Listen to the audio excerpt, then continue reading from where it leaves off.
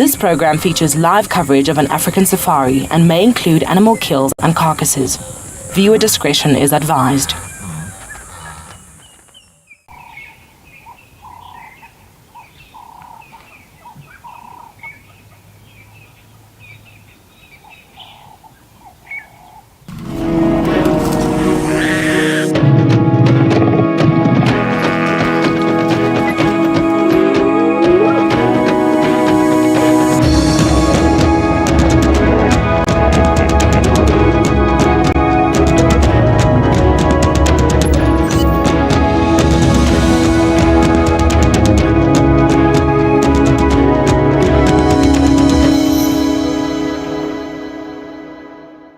Good afternoon, everybody, and welcome to a very hot and sunny Djuma Private Game Reserve in the Sabi Sands, where we have finally got a clear afternoon, and I can tell you, cooking this afternoon in terms of heat. It's well in the 30 degrees, way over in Celsius, and I don't think we're going to be getting any rain this afternoon. We're hoping that anyway, but I think we are expecting a little bit tonight, maybe after 6 or 7 p.m. So we will see what happens. My name is Tessa. I'm going to be your guide on safari here this afternoon. Behind the camera is Gerrit, and we are making our way towards Gari Dam. We figured on such a hot afternoon, it's a pretty good idea for us to be heading towards a waterhole just to see what we can find there. What I actually noticed when we stopped here is that right at the top of that very tall marula tree, there is a violet-backed starling. And this is one of my favorite bird species. I think it's a little bit down, Gerrit. Yeah, there you can see it on the right-hand side. In the shade, unfortunately. It's moved itself a little bit. A little higher up. There we go. It's right at the back there. I can just see the head moving still. So it's very well hidden, unfortunately, at the moment. There we go. But this is one of my favorite bird species because they are so unusual. The male is this beautiful purple gloss that you can see. Very white chest and metallic purple on the back. And they have a very unusual call. It sounds very electronic. It doesn't sound like it comes from a bird at all. And so this bird has always caught my special attention, and purple's one of my favorite colors. So I figured it might be a fun way to start our afternoon with one of my favorite bird species, the call in particular.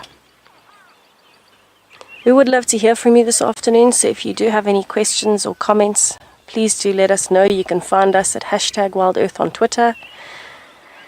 If you're under the age of 18, pop us an email on kidsquestions@wildearth.tv. Or you can register on the WildEarth website, head over to the channel page and submit your questions there. Myself and Lauren will be waiting to hear from you. Oh, it's just flown up. Where did it go? I think it's right at the top right now. It's trying to play a game of fast and loose with us here this afternoon.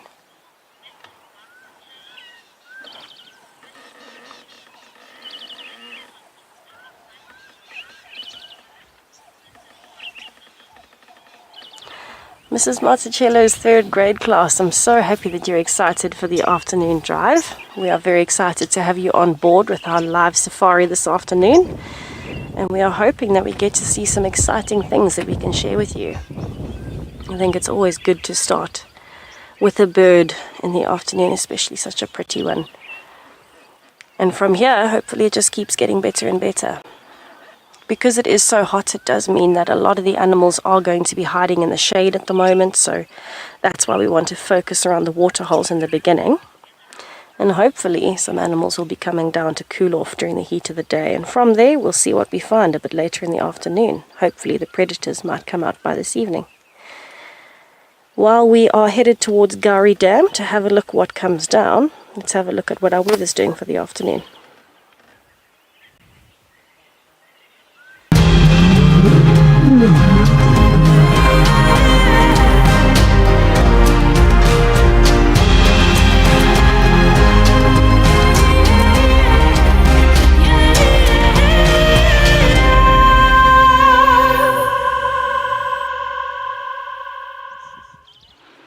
Good afternoon, everyone. We are sitting at Gallego Pan, which might seem a bit random, but we just had the most wonderful moment with a young bull, Ellie, who was splashing and drinking and having the best time at Gallego Pan. But now he's not here. So good afternoon. My name is Lauren, and I do have Owen on camera once again. Now, I'm sure you saw the weather, and you will see that it is extremely hot, everybody. So we on the vehicle, we're not quite acclimatized anymore, I must say. You get used to the heat after a while, but now we've had days and days of rain and cloud. So we're not used to the heat, and it's a little bit of a shock to the system. But it is absolutely wonderful, wonderful. I came all the way here to get that bull. So now what we're going to do is probably settle in at a dam for a little while and just see what comes down to the water body and then make a plan from there. This morning was incredible. Made such a good drive this morning. Langa, a fifth of a second of Mulwati, Corky and Swazi and Gingarika earlier on. So really all I want from this drive is just to have some lovely moments and an active hyena day. That's all I really want. But you're welcome to tell us what you'd like to see and we can try and find it for you along the way.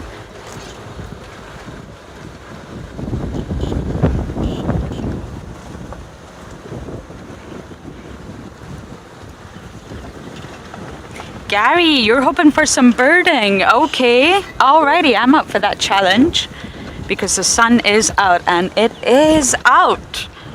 It is so lovely. I spent the morning drying everything, taking the cushions off, trying to just get everything from, well, you know, not being so damp. It's glorious. I'll happily do some birding. I got a request for a sunbird the other day and I realized I think I've maybe put a sunbird on camera once in my time here. But we got a black-headed oriole nest this morning with 2 chicks. So I am thinking about working that area this afternoon for Miss Kalamba. And we may as well visit the nest while the sun is shining. Why not? I haven't seen signs of Kalamba crossing back in, but that doesn't mean they're not there. Heavy, heavy rain on that sort of terrain, tracks can be washed right away. So she could easily have come back in. So I'd really like to sort of scratch around the northeast corner and see if we can find her.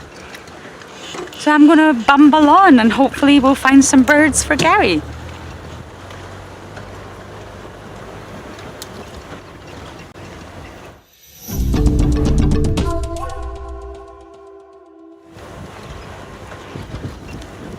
We're just going to stop next to this big iconic Jackoberry. I am hoping for some shade though.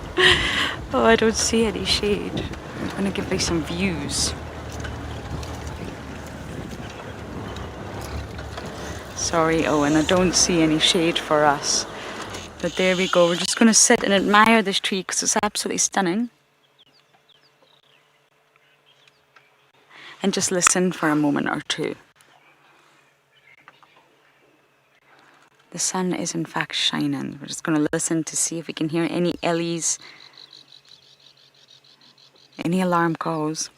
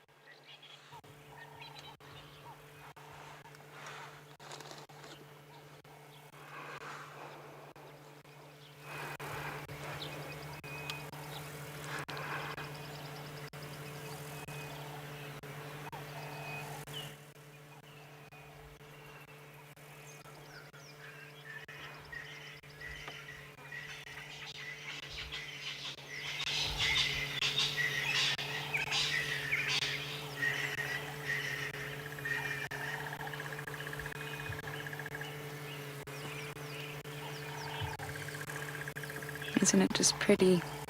We're gonna keep bumbling though and see what else we can find.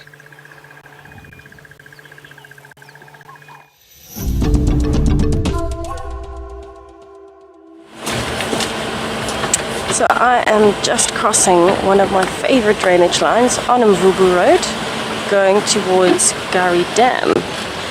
And I'm hoping that with the heat we might find a few critters coming down to the dam to have a nice refreshing drink, or maybe a swim, possibly even a splashing session if you're an elephant. I haven't seen elephants at the dam in a while, so I am hoping that I might get lucky, but we will see. It is definitely the hottest afternoon we've had in a while, and I think we've forgotten what the sun feels like out here.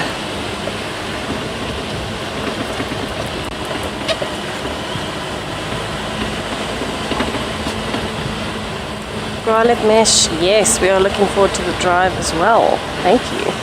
I hope we find exciting things, but whether it's something big or small, I think it'll be good. It'll be good.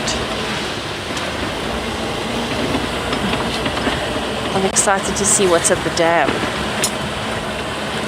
Maybe a green bacterium. Our little Egyptian goose family should also be around.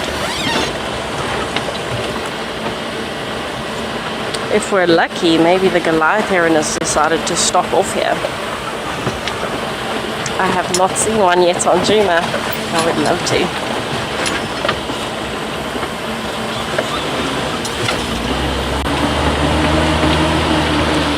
Okay, I'm just arriving on the dam wall, so I'm going to have a little look around and see what comes down. But in the meantime, it sounds like Lauren has spotted an elephant. Let's head over to her.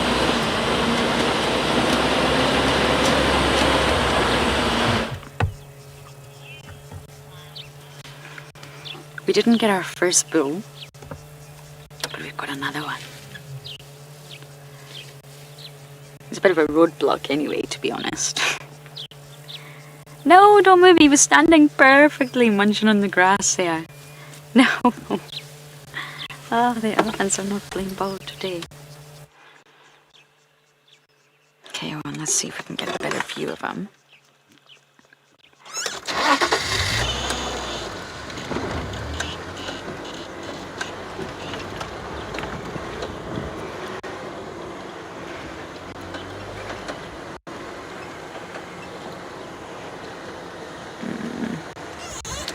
He's moving off, I'm afraid, everyone.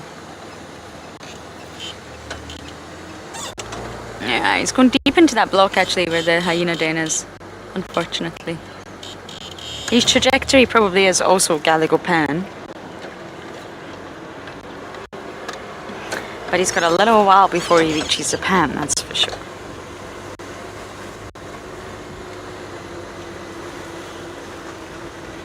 The roads will dry up quickly. All these sort of puddles, areas that have captured water. With this heat, they will dry up very quickly.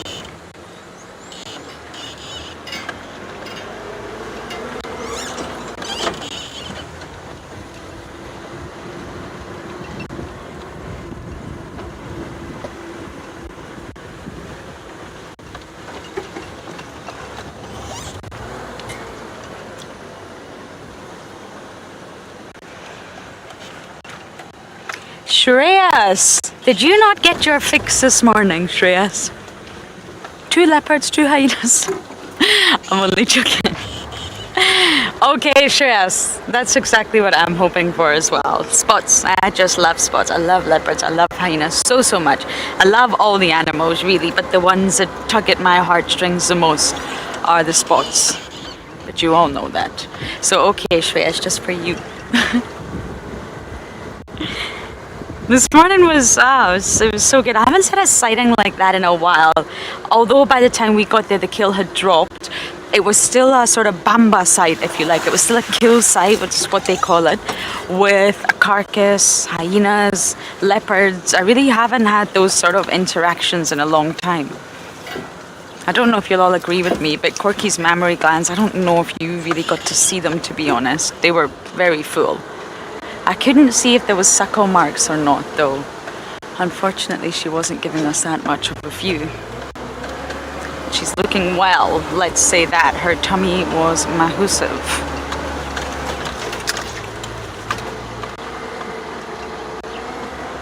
And Swazi had absolutely no qualms about stealing from the matriarch.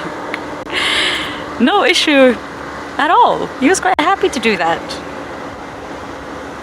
But Corky was looking really, really well. And she's an older hyena, remember, so she will look old. Just like Tandy. Tandy's amazing and in such great condition, but she looks older. Corky looks older as well.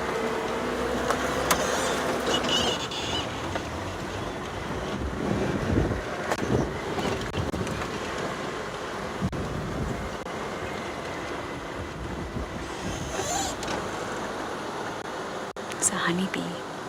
I think it is a honeybee. Are you gonna land on my car? Sorry, FC, I got very distracted here. You might have to ask me that question again. I thought I was gonna land.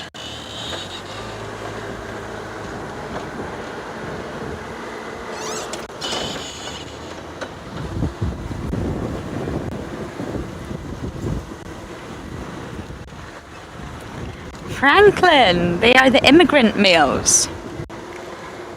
I am a little bit confused by the situation with the males in the Juma clan. However, we do have Comet. Comet seems to be in a really good, strong position with the females. He seems to sort of be a high-ranked male. He's given them tenure. He seems to be they love him. Then we do believe a few of the males have gone, but I think Luca's still around. Kaikau's still around. Falco. Obviously Swazi, but Swazi's a natal male, which is a little bit different from being an immigrant male. We don't think Vika's around anymore. We don't think Koza's around anymore. Or Saka. Saka was my favorite. He was great. He was just like Swazi, but older, for those of you that don't know him. So really, there's only a very small pool of males right now that the females seem to be associating with. Naturally, Ngwazi's still a sub-adult. Have I missed anyone? I don't think so. I think that's it. So there's a very small pool of immigrant males that have left their natal clan, wherever that may be, and have come to join the Juma clan.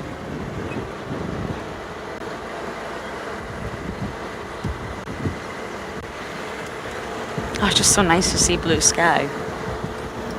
I can actually see clearly. There's a song there, but I'm not going to do it, guys. I'm not going to do it. I did that this morning.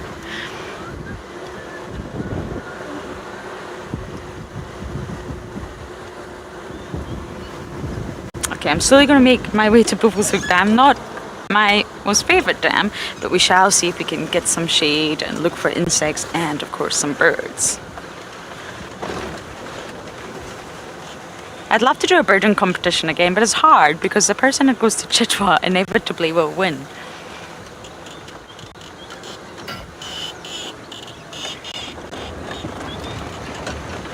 Ian, I guess it's possible. I don't think it's impossible, but is it likely? I'm not sure. It's not really how the sort of social structure of hyenas work. And again, I always mention the North Clan, but it was a clan we followed up in the Masai Mara, and we followed them. It was intense following that clan. When I was there were 88, and I'm pretty sure there's over 90 now, because obviously newborns have come in and hyenas have passed away since then. But it's a big clan. It's very, very complex. You have to sit there for hours and think, who is who? But you get there eventually, and I mean, they're 90 strong. There's also a clan, I think, in the Serengeti that's about 120 strong. That's mammoth. And they haven't had a need to split. And that's because they're not really cooperative at the end of the day. I mean, lions are very much cooperative hunters, although they can hunt on their own. Hyenas, not so much. So I don't think they would really have a need to split. Being part of the clan is better than being on your own. But I guess it's definitely possible, absolutely. But common, I think not.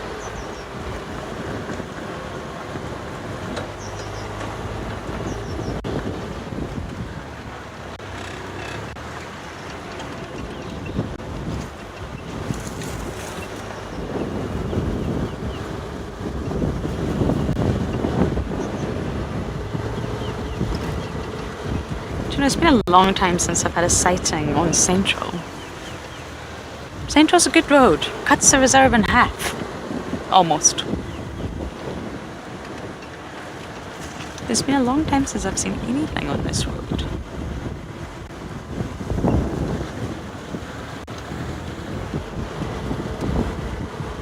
Since we're talking about hyenas, I wonder if I should take Hyena Road.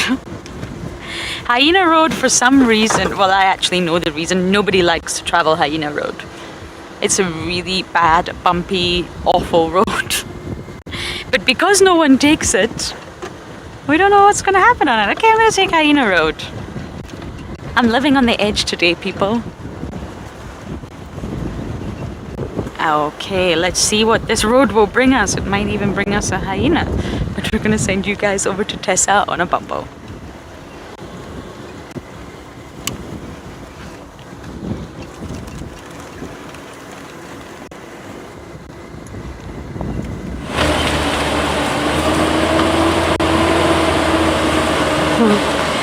Yes, definitely the road less travelled, but a very, very pretty one. I am headed towards Chela Pan. It is a fantastic pan, especially in the late afternoon in the heat, to see animals. There's the first one. Very, very beautiful impala. And actually, the thing that I'm noticing, which we've been missing for 5 days almost, is how shiny and red his coat is in the sun. Isn't that gorgeous?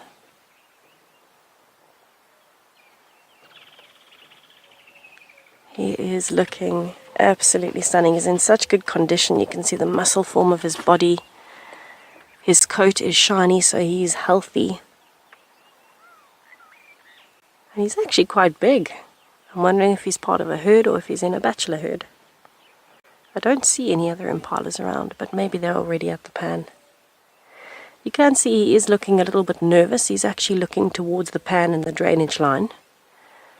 And I think he's just being cautious before he approaches it because it's in quite a thick area.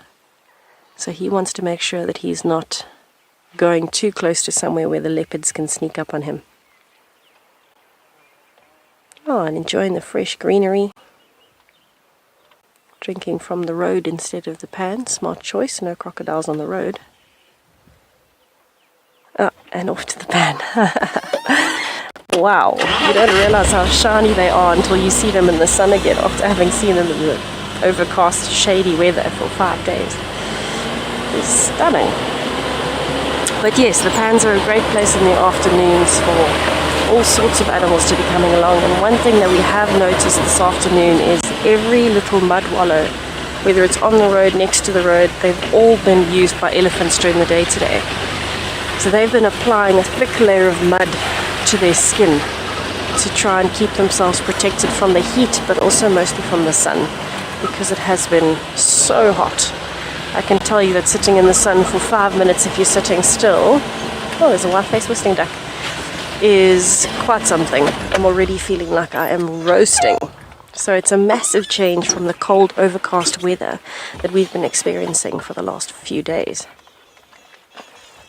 So this is Chela Pan, and there is the white-faced whistling duck. A little bit odd that it's on its own. Maybe the partner's somewhere off to the side though. But what I want to do while we're sitting here is just have a little bit of a listen. Because we're close to the drainage line, because there are some major game paths along here, this is an area that animals frequent very regularly. And to them it's a little bit safer than something big like a dam where there might be crocodiles. And so I just want to have a listen. I'm listening for any interesting bird calls, alarm calls, squirrels alarm calling, branches breaking for elephants or buffaloes. Anything like that.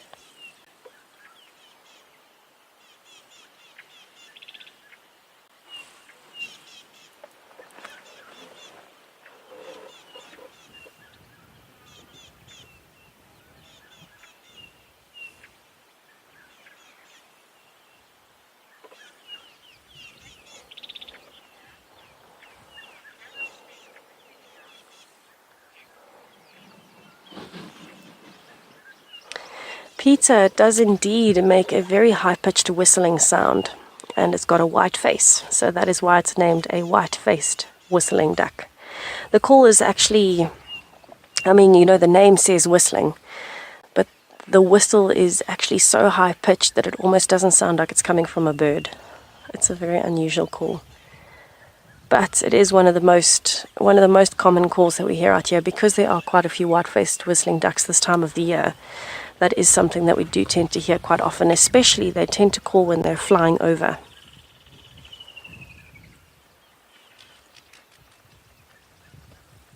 Quite a beautiful bird. It's got very unique markings down the sides and on that face. One of the prettier duck species that we get here.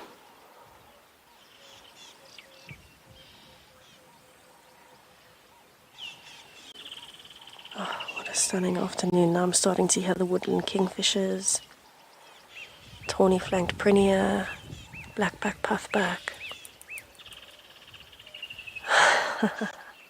All of the bird species are here, and it's probably because the drainage line is close by. So they've got a good source of food. They've got some nice tall trees for nesting and just normal roosting, and water, which means insects. This duck is looking very alert. It's hardly moved its face.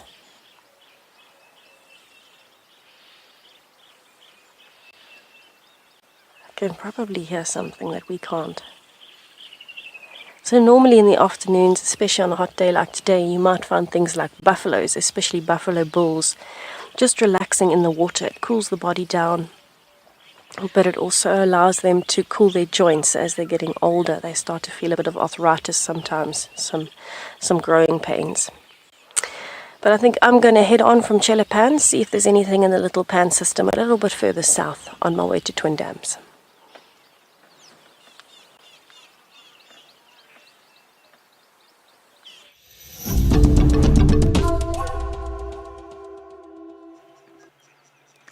We're just sitting for a moment, just admiring the scenery, looking for some insects.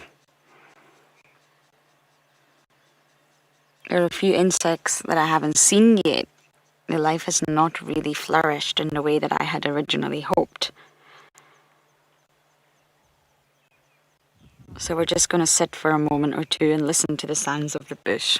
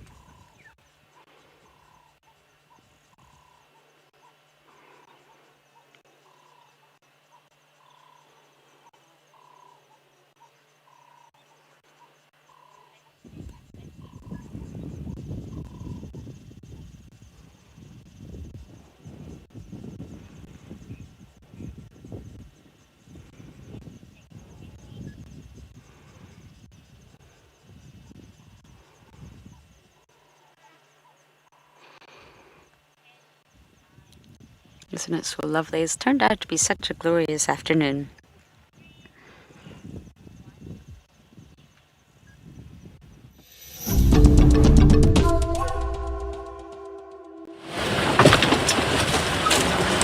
I am still bumbling along Twin Dams Road, and I'm getting the impression that it is a little bit too hot still for animals to be moving around, even towards waterholes and little pan systems. And that does make a lot of sense. I think it's at least 35, 36 degrees Celsius. It feels like it might be 45, but it's not that hot. But that does mean that the animals are going to be sticking to the shade of the drainage lines and underneath very thick brush to try and hide a bit from the direct sun. So I think in about 45 minutes, maybe an hour, hopefully it will have started to cool down a bit by then, and then maybe we'll get lucky at some water holes as animals are kind of pushing themselves through the day to stay cool, and then it'll be a really great relief for them when they can come down and quench their thirst from the day as it cools off a bit. Because if you think about it, yes, it helps to drink when you are hot, but when you are very hot and you've got to use energy to get to a water hole, still try and keep yourself cool the whole way there and back. And while you're drinking, it's a very temporary relief. You're actually using more energy than you're saving. You're making yourself hotter than you would be cooling down. So it does make sense to wait a little bit longer before you go straight to the water holes. The only exception to this rule is normally elephants, because they will actively be looking for mud to pack on their skins or water to splash, and that actually helps to cool them down, where not a lot of other animals would actually get completely wet. They would just drink.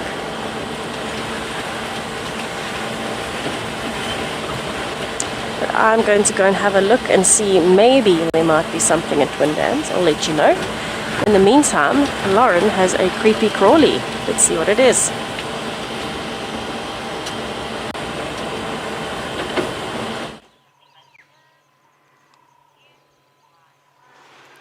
Hyena Road was the right choice. I finally found what I've been looking for. A garden orb web spider. And isn't she beautiful? Hello, pretty lady. Whoa, she's caught something. Oh my goodness. Whoa, live hunt. Oh my goodness. She's cocooning it.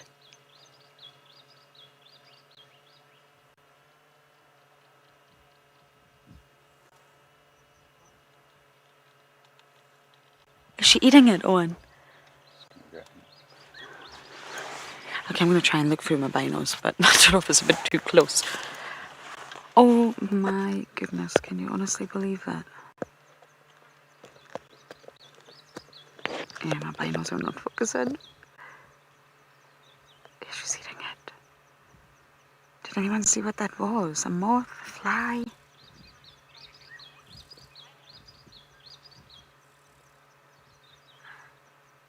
I can see whatever she's eating has got wings. Oh my goodness.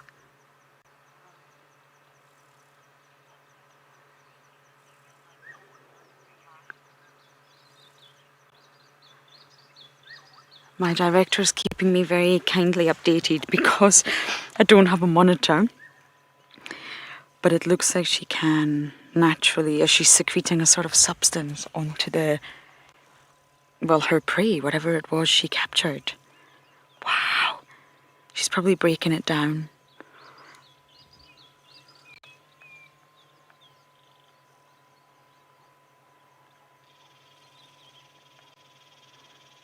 That is amazing, honestly. Did you see how fast she was? Boom, immediate.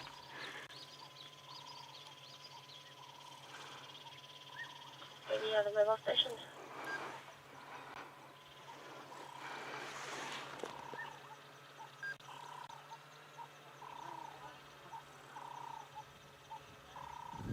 Ava.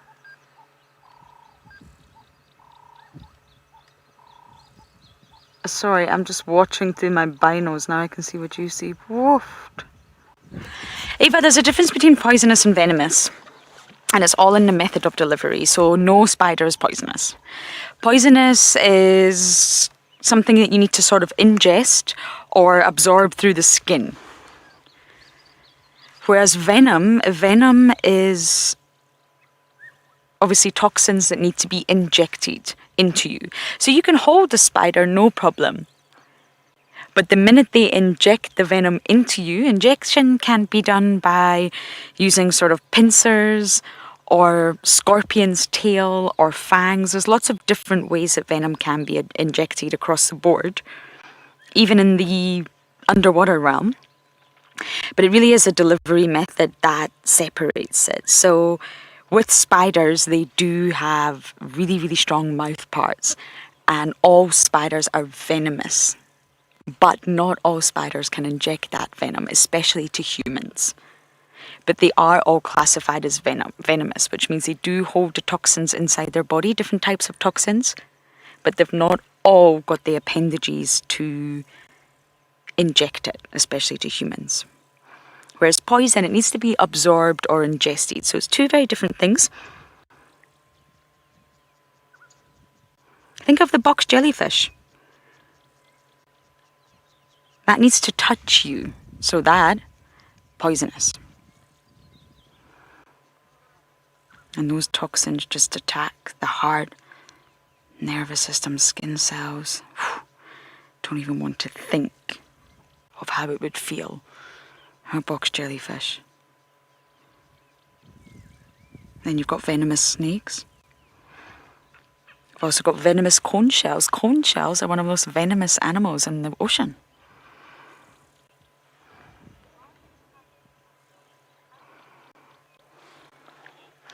Jason, they absolutely are. They are aposematic coloration. She's sort of saying, hey guys, don't eat me. Birds. Maybe amphibians, reptiles, don't eat me, because I am not going to taste good. I'm full of toxins. I'm not palatable. So yes, it's called aposematic coloration. But it's not always true. There's a lot of organisms across the board, especially insects, who have aposematic coloration, and it's a sort of lie. It's to say, hey, I'm venomous, or I'm full of toxins, don't eat me, but it's actually mimicry. But across the board, aposematic coloring, that's exactly what it does. So the golden orb web spider, what happened there was immediately something hit the web. I think it was a small fly or a moth, and she started getting it immediately so it can't escape. And what she does is she wraps her prey in the silk. She produces her own silk, remember. Spiders do, or those spiders that creates web do. And she kills it with a bite, because that's her injecting the venom. And then she continues to wrap it, and it's very common for them just to actually leave it. To leave her wrapped up little food parcel in the center of the web for later, when she's hungry. But naturally, if she's really, really hungry, then she's going to eat it straight away. But she needs to immobilize the prey. She needs to make sure it's not going to move, either kill it or paralyze it, and then wrap it in the silk to really doubly make sure that it's not going anywhere.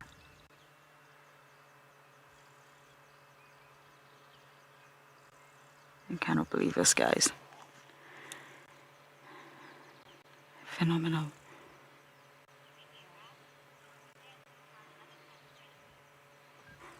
Wow, wow, wow. That's probably my favorite sighting of the afternoon. But I believe Tessa has found another kind of predator for you all.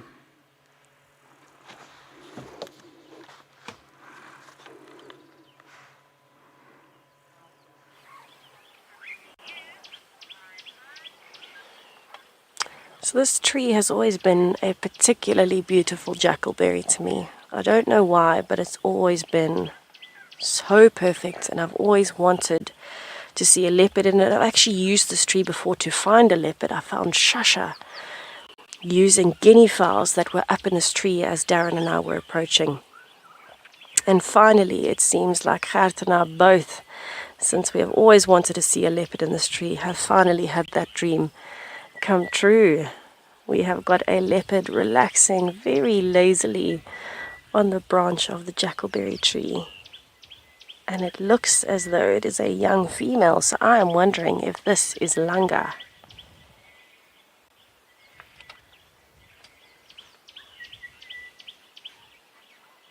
Oh my word, that paw is slowly slipping down the branch as she's relaxing. She's just looking absolutely deflated from the heat. Other than her tail moving, you wouldn't actually notice her.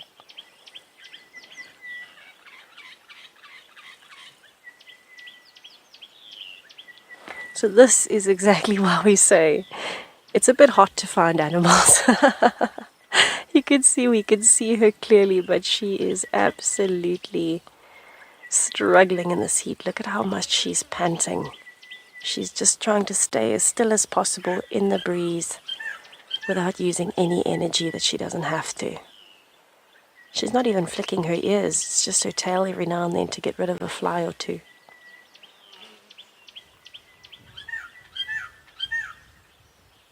Now what is interesting is as we arrived, there were some warthogs around. You can hear there's birds around.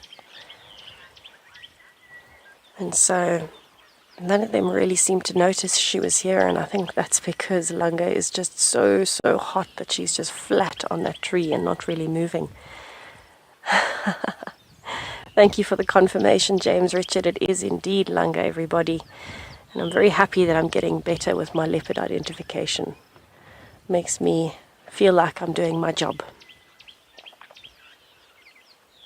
But she really is looking absolutely flat. We did have a brief view of her stomach just now. She has repositioned a tiny bit, and it doesn't look like she got much food in this morning before she dropped that carcass. So I'm sure she could eat again, and she's actually chosen the perfect spot if you think about it. She's right next to a waterhole and a drainage line. So if impalas come through here, she's got a great chance of surprising them from that tree.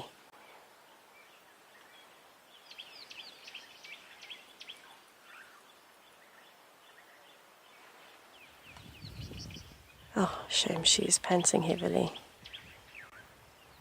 She actually doesn't have her mouth open and her tongue out, but you can see her breathing is very short and sharp, so she's trying to get as much airflow through there as possible, just to try and cool her body down. But how well camouflaged is she up in that tree, and she's chosen the perfect shady spot. If she'd been in the sun, we would have seen her rosette and the golden glow.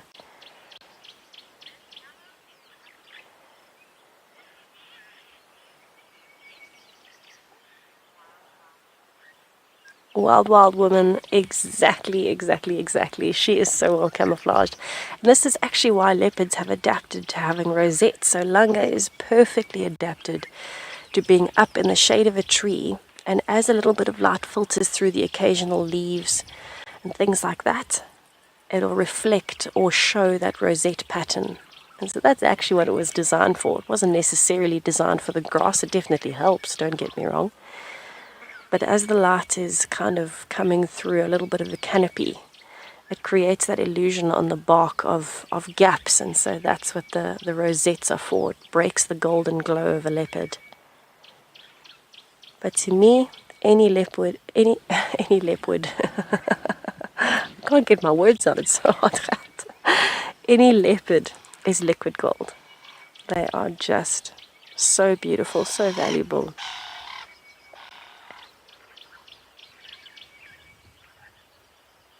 And as much as it might not really reflect it, there is a very high density of leopards in Djuma and in the Sabi Sands in particular, but that doesn't actually reflect the leopard population around the world, everybody. They are vulnerable cats.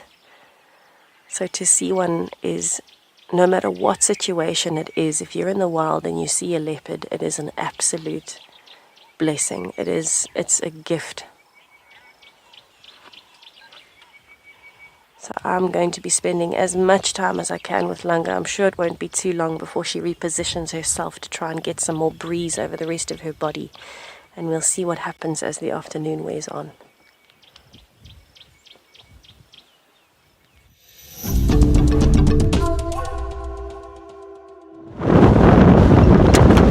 We are just trying to get to another water body now, try and get some shade.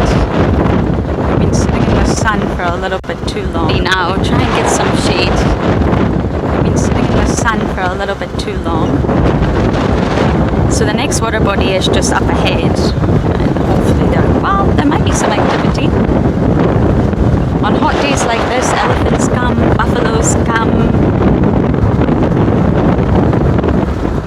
You never know what you're going to find.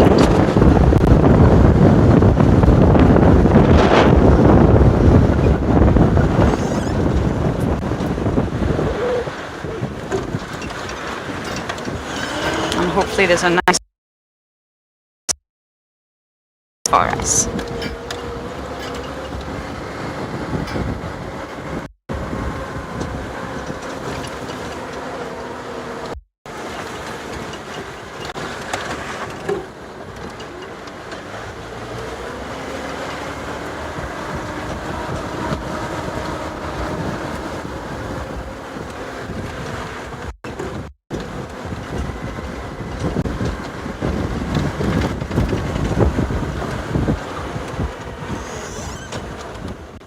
Okay, we're not going to make it to the dam, but we will just give you some views of the vegetation around us.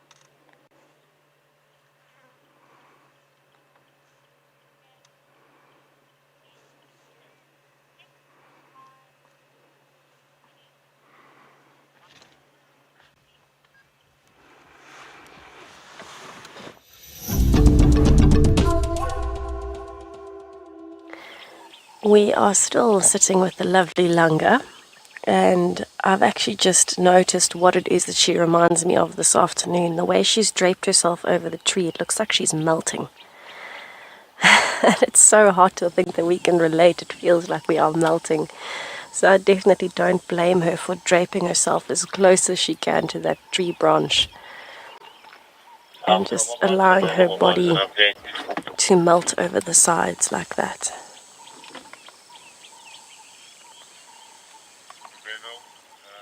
One of the WildEarth places they got Papua English and twin maps, and then Ngala.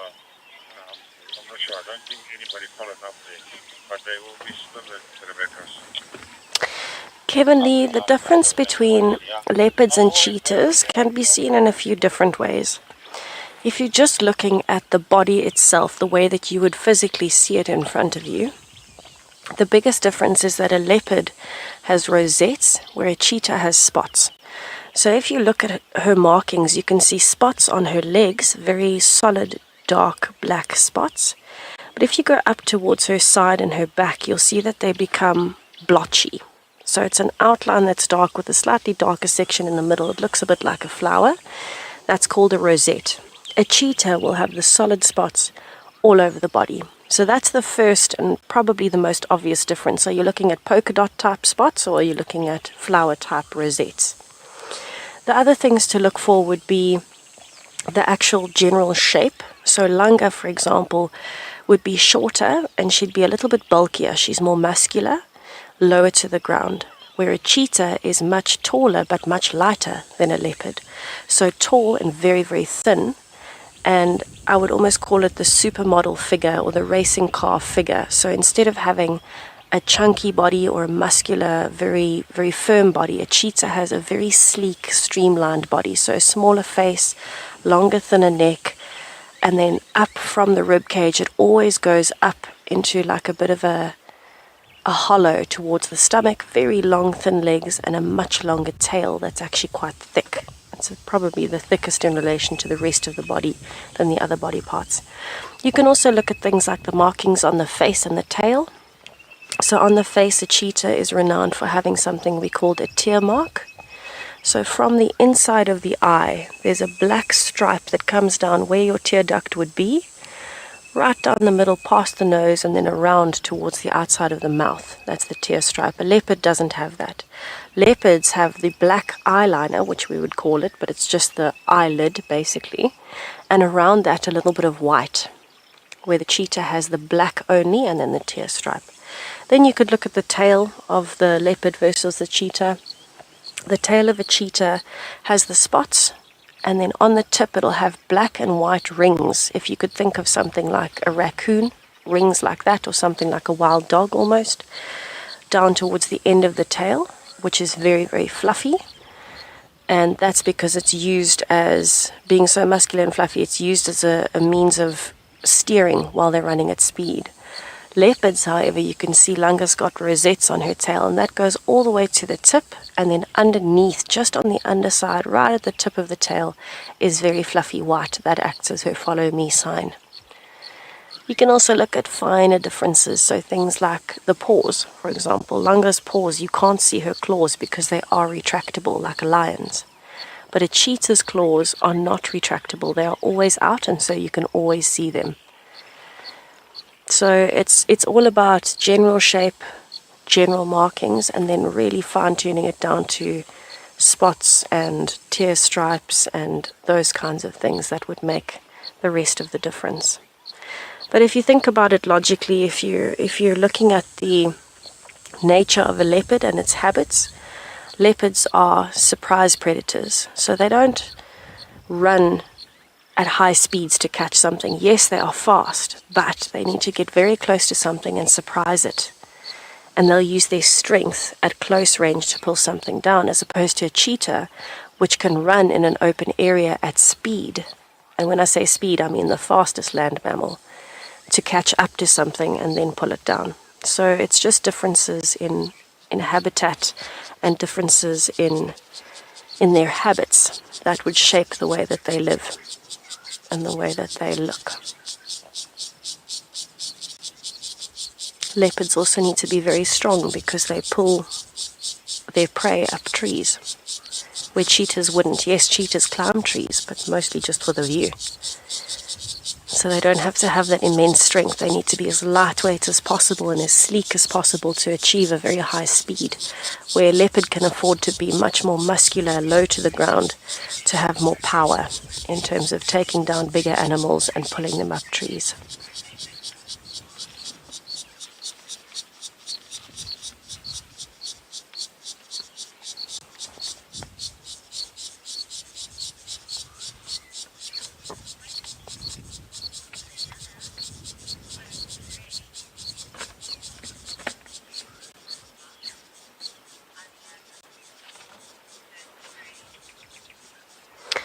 Aliana, Langa is breathing so fast because she's hot. So I don't know if you have your own dog or cat at home, or if you've ever watched documentaries before, but animals can't go into an air-conditioned room or a room with a fan like humans can. And they can't just take a dip in the pool or a cold shower either. They have to adapt to the environment out here. So Langa at the moment, as much as she's up in the shade of the tree and she's in a nice breeze, which is going to be keeping her cool, she's not a fan of water. She's not going to go jump into the dam.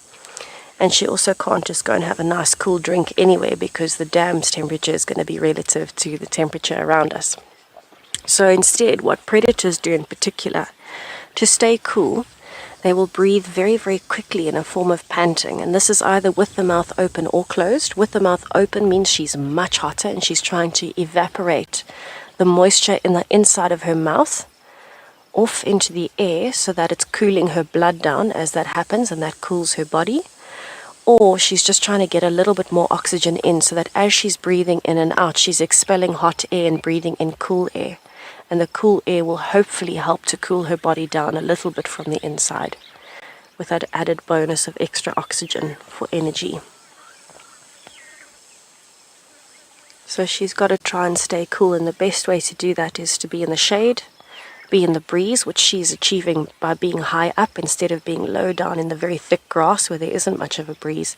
She's high up next to a drainage line. A drainage line is like a river, and so the wind is channeled through here and up the banks. So she's right on the bank of the drainage line, high up in a tree, in the breeze, in the shade, and she's panting without moving too much, because moving would make her use energy and that would make her hot. She's got the best that she can get at the moment in terms of staying cool.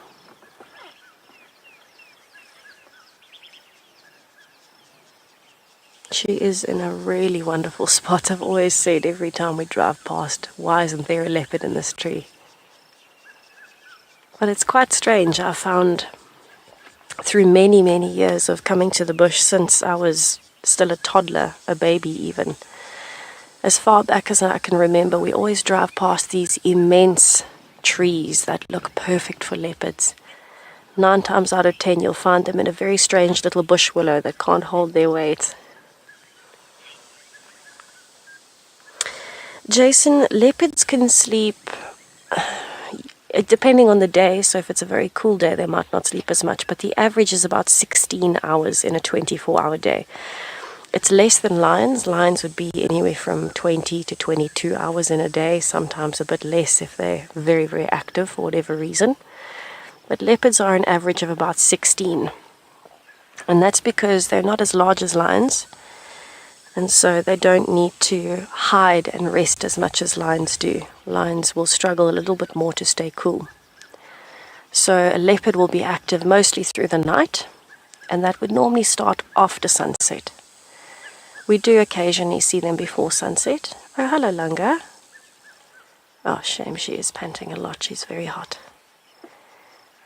But she will start getting active probably only well after dark until the early hours of the morning, and then she'll find somewhere to rest again and be asleep throughout most of the day when it's the hottest time of the day.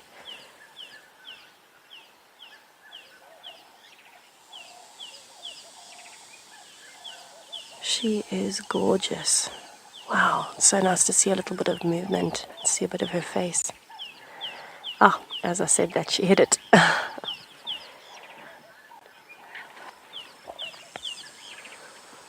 So I am hoping she will get more active as the afternoon wears on, but for now, I definitely don't blame her for being so comfortable sleeping up in that tree. So I'm going to stick around for a bit longer and just see what happens.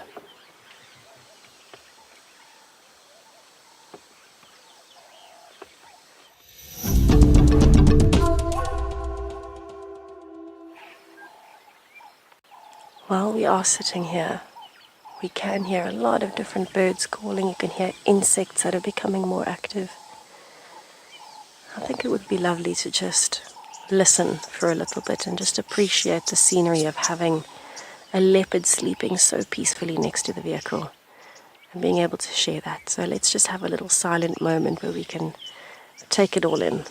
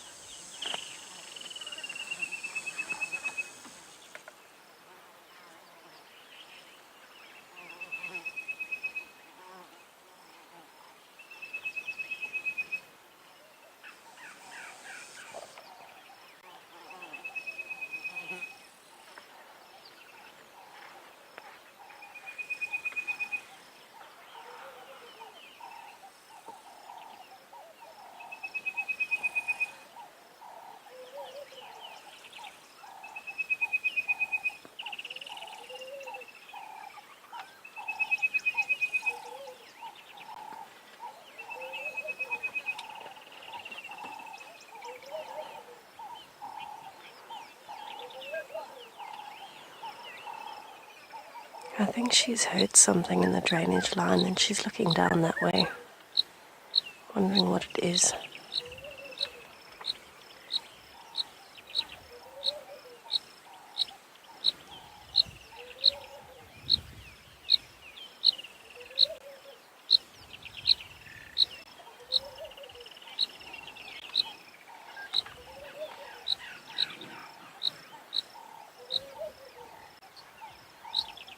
I haven't heard anything other than bird calls and some insects. I'm not sure if there is maybe a bigger animal down in the drainage line. Maybe taking advantage of the shade. But it might be worthwhile just watching to see what happens. Maybe we'll get lucky.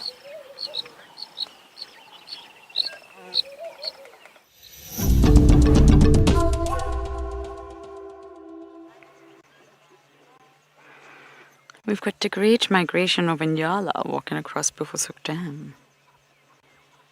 Ever so cautious as always. Danger lurks around every corner here if you're an antelope. Look at that one right at the front, walking so slowly. They've had a drink. It was beautiful. They were all at the water's edge having a drink. And now they're ever so cautiously deciding that they want to go to the other side. The grass is not always greener, guys. Just FYI. There's something quite special about a herd of Inyalas. They're nowhere near as common as impalas out here. We see impalas everywhere, but we don't always see Inyala herds. Oh, see that one at the front? Walking so slowly.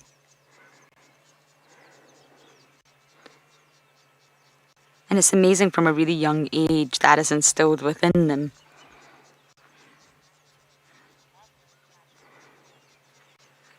Susan, you're saying your favorite antelope. You love those patterns. I find it so hard to choose a favorite antelope. I see one and then I think, oh no, it's this one. Oh no, it's this one. But they are stunning. The females are really, really stunning. We've got a young male in camp right now who's just decided to hang out right next to our table. And every time we walk past, he sort of gives us some lateral presentation. I said, no, young man, this is our camp. You do not try to give me any lateral presentation, boy. But then he's just having fun with it. He's not fazed by our presence at all. He's been there the entire time.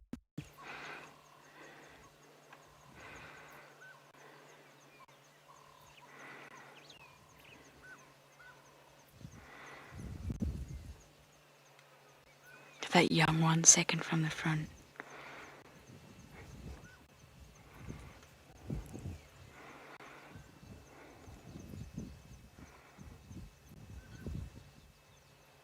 It's beautiful. It's okay. You don't need to worry about us. We're just in the shade. One and I decided it's a little bit hot that first journey up Hyena Road, so we're just recuperating in the shade for a bit, seeing what comes down to the dam.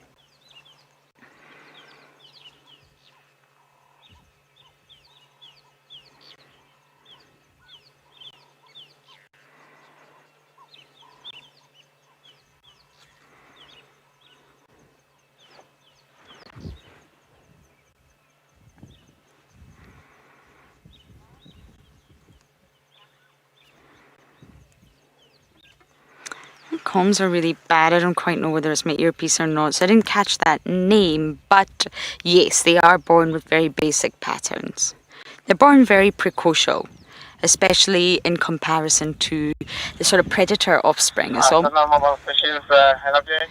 almost a complete opposite to the predators, and they are born with markings. They're literally born ready to hit the ground running. It's remarkable how quickly they can just stand on their legs. They're a little bit wobbly, but they get used to it very quickly, and before you know it, they're running to keep up with the herd. It's astounding. And then if you think of the predators, think of the hyena cubs, think of leopard cubs. It's a stark contrast.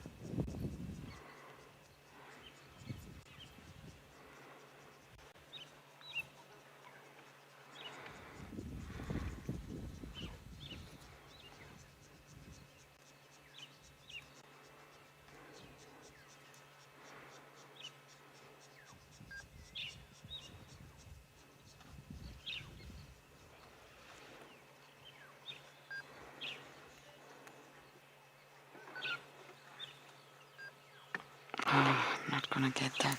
I'm gonna try and plug into the radio. Let's see, give me 2 seconds.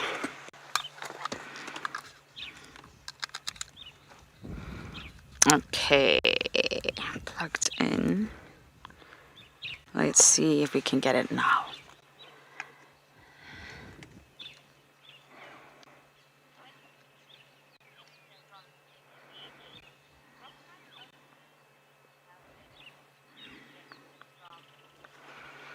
Must be my earpiece. Dexter from Virginia Beach. My goodness. Are you asking me what kind of birds do we get here? Oh, wow. Oh, we get so many birds, Dexter. Where do I even start?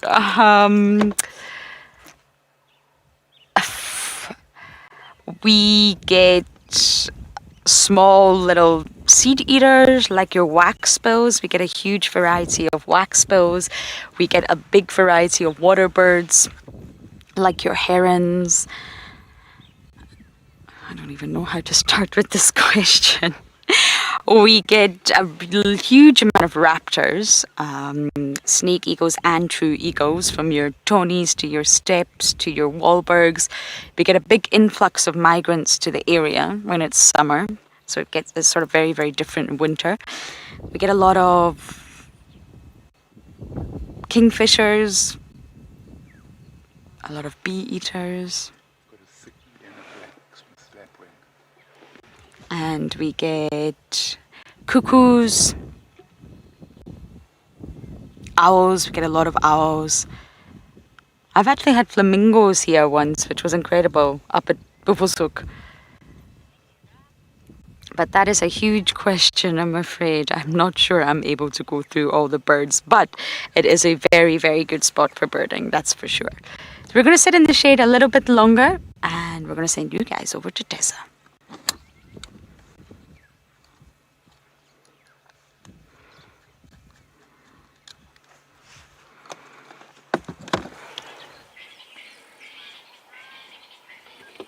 Okay, so the lovely Lunga has decided to move, everybody. She has come down the tree and she is drinking from a very small little mud wallow, very well hidden in the grass, so we can only see her tail and her hips.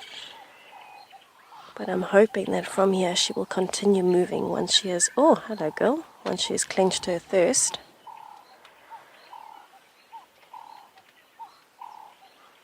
Wow, she is stunning.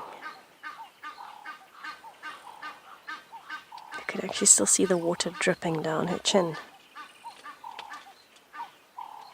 I wonder if she's going to go back up the tree. She's looking towards the drainage line.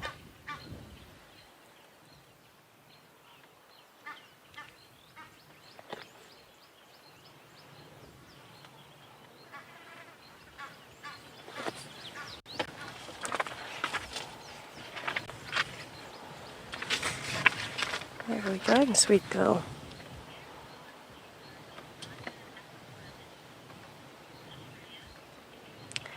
Shreyas, we are actually at Twin Dams at the moment, so Lunga is now lying in the shade just at the head of Twin Dams. There you can see the dam on the left-hand side. We were in the big Jackalberry as it crosses into the Mulawati. So there's the dam, and Lunga is now lying happily in the shade, grooming herself just off to the side. You can see a bit of our rain roof there. Hello, girl. Oh, she looks so nice and relaxed. Have a look at those whiskers. So long. She really is a beautiful cat. I'm very impressed by how successful she has been so far.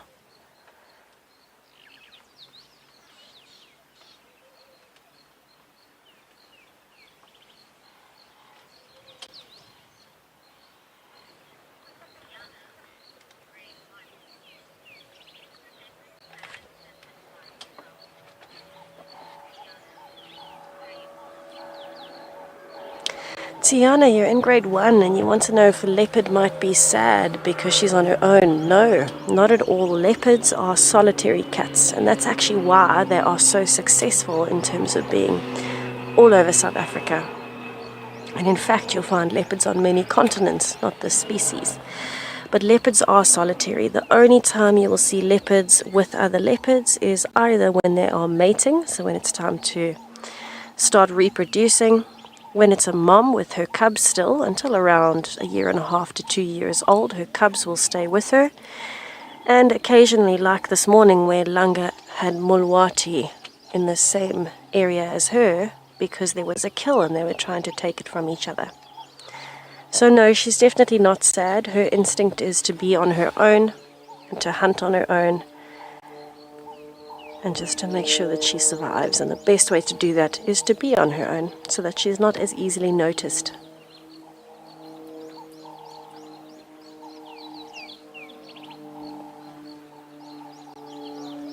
I think I might try to reposition a little bit where we are. We're actually lower down than her at the moment, so it is a bit of a challenge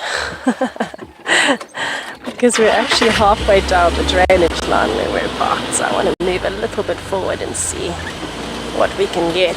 Oh, the grass is getting long there. We'll try from here. Maybe we'll get a slightly better angle. So I'm not sure where she's going to go from here. For now, she looks quite content to be in the grass and relaxing. But possibly maybe towards the drainage line as it gets a bit cooler. This is all good indications that she's going to move though. Grooming, yawning, drinking. She might actually start moving out of the area sometime soon.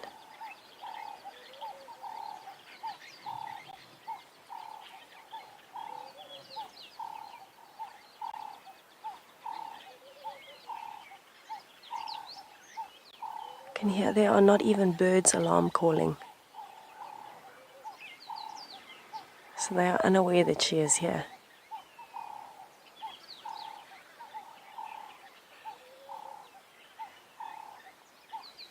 So this dam is actually very popular for a bachelor herd of impalas during the day, as well as the warthogs, which were actually here when we arrived, and they were none the wiser to Langa's presence. So I'm wondering, as the afternoon wears on, when they need water, if they may be going to come back here. It would be a wise move for her to stay hidden in this thicket and wait for them to all walk past on the game path, because she's actually right next to one of the main game paths down to the dam. You can see this little patch there on the left. There's a small break in the grass, and you can see a patch towards the open section. This is one of the main entryways that other animals use to get to Twin Dams, because it's safer than the dam wall, which is quite isolated, so there's not as many escape options. And so if she could hide herself in this thicket for the entire afternoon, she would actually do very well.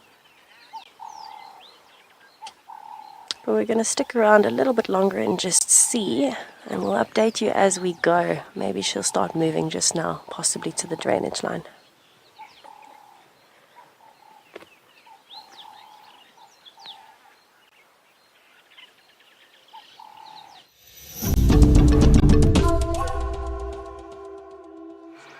Sitting by a water body really never gets old. Not much might be happening, but really there is always something happening. You just have to sit and pay attention. Hippos, birds, insects, sounds, smells, vegetation. Dung. Dung's a massive part of the environment out here. So we're just going to sit here for a moment or two, appreciate this gorgeous water body on this hot sunny day.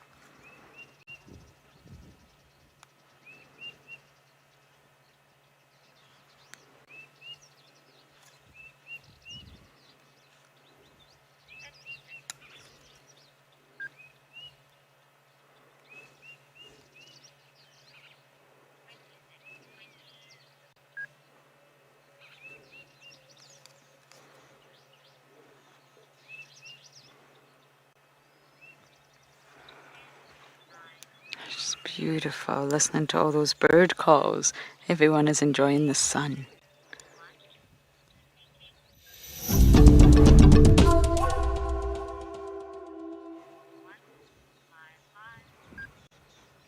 Not much is happening at Buffelshoek Dam, I'm afraid. Other than the resident hippo. At least there's a hippo.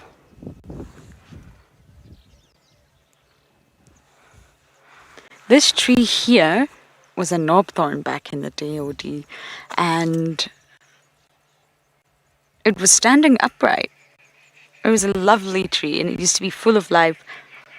Lots of nests, weaver nests, lots of activity. You would always see sort of lizards. It was fantastic, and it's rather sad to see how barren it is now. Sometimes you will come and you'll see the pied kingfishers, but no weavers, no movement, just a dead tree that's fallen over.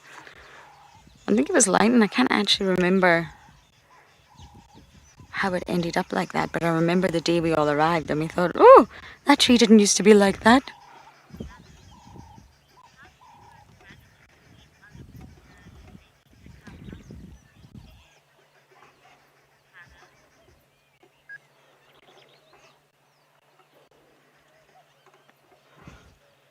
Hannah, you'll normally find hippos take little mini sleeps. Or you'll find them sort of sleeping on an island or resting their head on maybe a rock or vegetation. If they really want to go into a deep sleep, of course they do have to breathe there. But they're not really sleeping right now. They're going into a bit of a state of rest and inactivity by staying buoyed up on the road like that, on the bottom of the water body.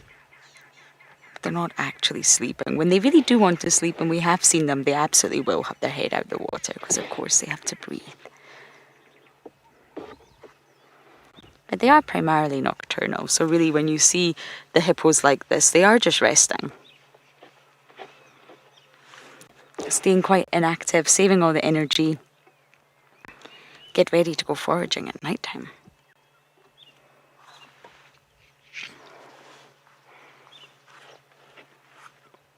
I'm trying to think where I'm going to go next. I would quite like to go into Chitwa, explore the hyena den a little bit later.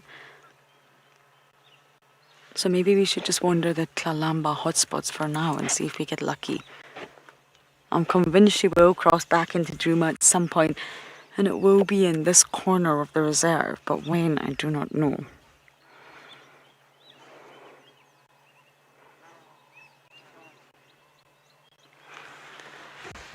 Nice bungalow, D. I feel we've maximized the shade now. I've cooled down. My thermal regulation is on point.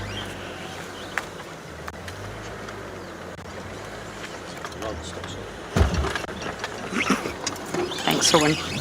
A massive slow reaction from the driver here. Okay, Miss Tlalamba, I've got a handful of days left and I want to see you. I've been very lucky with Tlalamba this stint, no, but I would really like to see her one more time.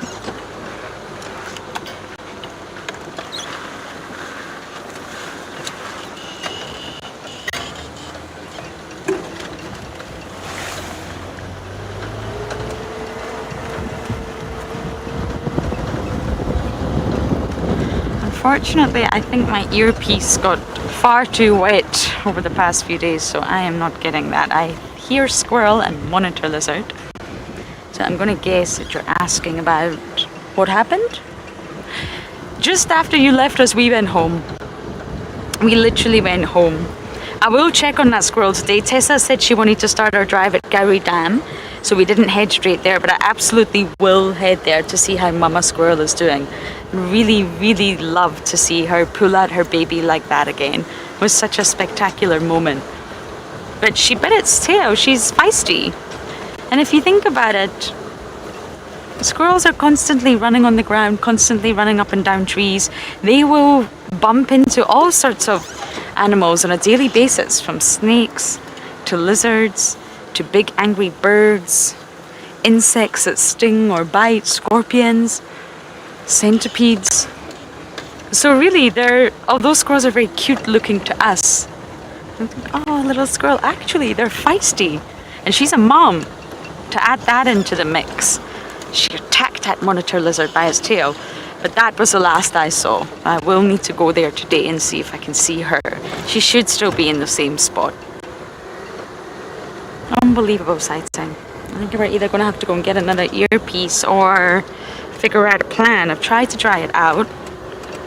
This always happens when it rains and the earpieces get wet.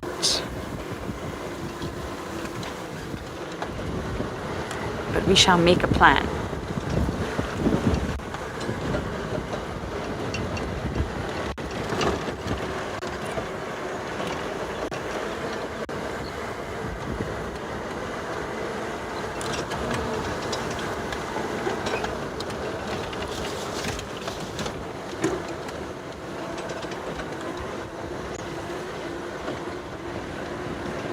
The ground is drying up nicely.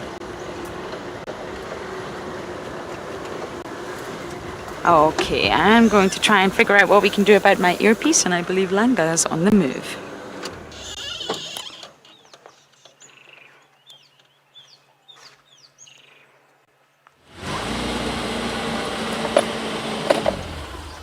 So Langa is definitely keeping us on our toes this afternoon. She seems to be moving steadily from one patch of shade to the next, and she's so well camouflaged we're actually struggling to keep sight of her. It seems every thicket she goes towards, she hides in for a few minutes. We can't see her at all, and then she starts moving again.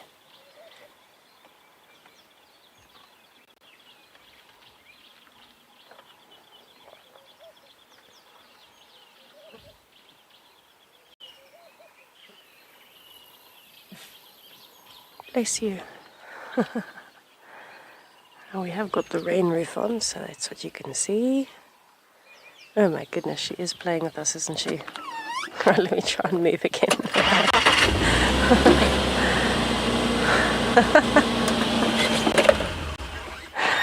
Oh my goodness, Langa. Possibly going down to the dam. Have a look at her tail straight up. She's letting everybody know I'm not here to hunt. I know I'm in plain sight. I'm not a danger.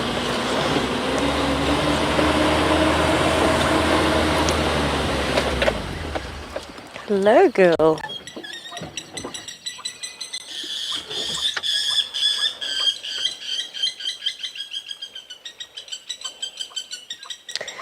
Genevieve, usually no, because male and female territories overlap. Most litters will be a male and a female, but sometimes you'll find 2 males or 2 females. But it works differently in leopards than in any other of the cats, and that's because if you're a female like Langa, she actually inherited this territory from her mum. And so she didn't have to fight for this territory, and because Shasha is a male, he has to find his own territory away from the other males. So he normally leaves the area, and you won't normally find them competing at all for territories. Okay, she is walking along the edge of the dam on a prominent game path. So we're going to head around to the dam wall fairly soon. And now you can hear alarm calling from the birds. They are not happy.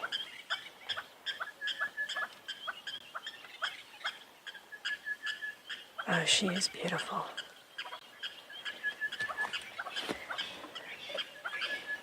Okay. See what I mean? She is keeping us on our toes this afternoon, everybody.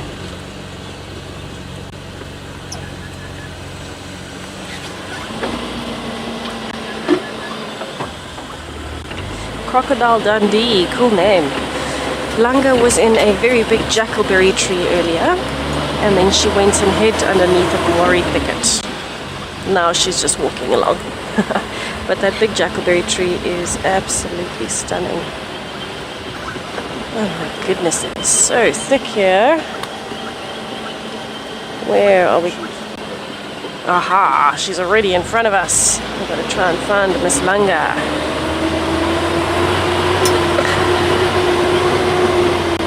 Yeah, she'll probably be coming up to the dam wall.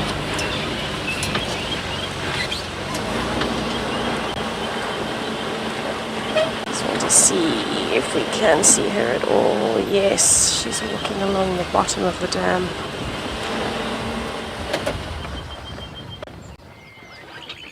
So she's just slowly moving along the edge of the dam. I'm not sure if she's maybe looking for the monitor lizards or some birds' eggs, some baby birds. But she's using the edge of the dam as her method of movement here, her pathway. Although she does look like she's coming up, maybe we'll get lucky and she'll cross in front of us here.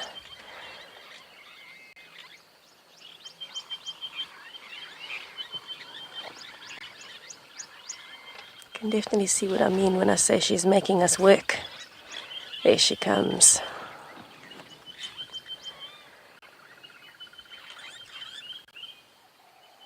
Shame, you can see she is still panting as much as she's had to drink. It's still very hot.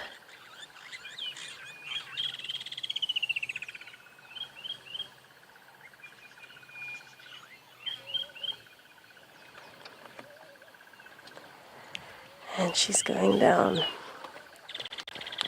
Stations Lunga is mobile south from Twin Dams Wall. Let's try and go around.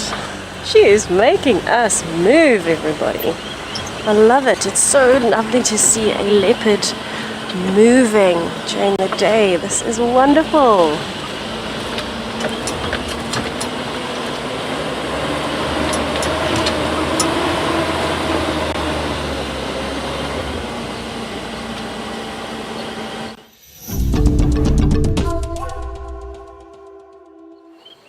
Okay, and just like that, she's disappeared into the grass. I wonder if she's going down towards the little twin dams. Making us work. Moving again. It's quite tricky off-roading here because of the pan systems. So I don't know if she's gone to lie down in the shade or if she is coming more towards, possibly more towards the pans then.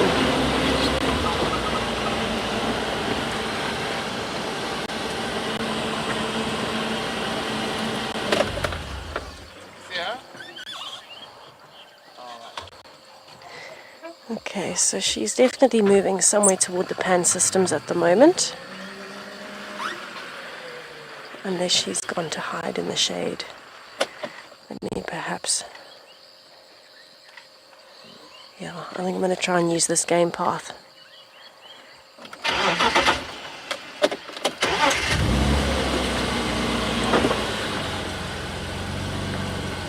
Well, I'm hoping that we don't lose any signal here. I'm going to try and reposition just a little bit using this game path to see if we can find her.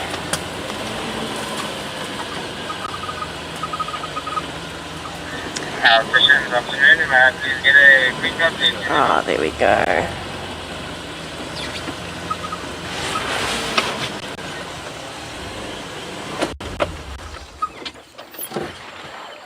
Just lang ako fazendo around that's all I copied it. Okay, so she's just sitting in the grass.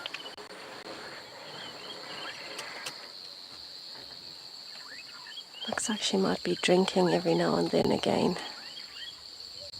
And then looking up towards the dam wall.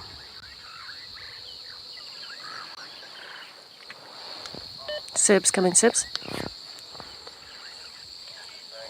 And there she's moving again. She is mobile straight towards you now.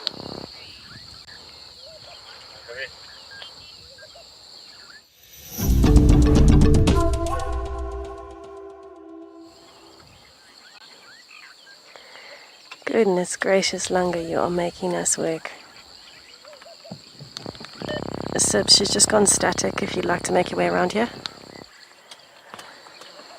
Okay, so she is now on the edge of the little pan systems of twin dams, south of the dam wall, and she's found another patch of shade. And so she's decided to lie down and use her camouflage again.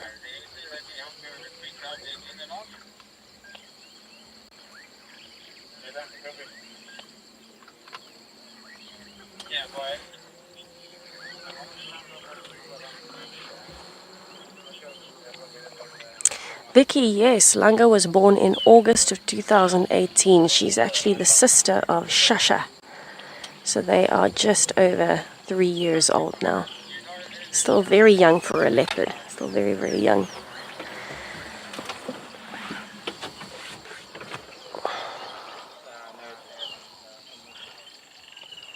She is definitely making us work today. My goodness, I can't even see her. I just know there's a dark patch there.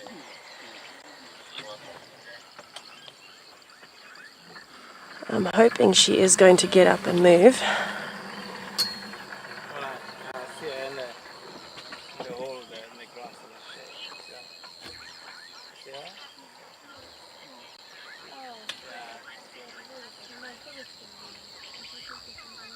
Leroy, no, leopard cubs are not born dark like hyena cubs. They do look a little bit different.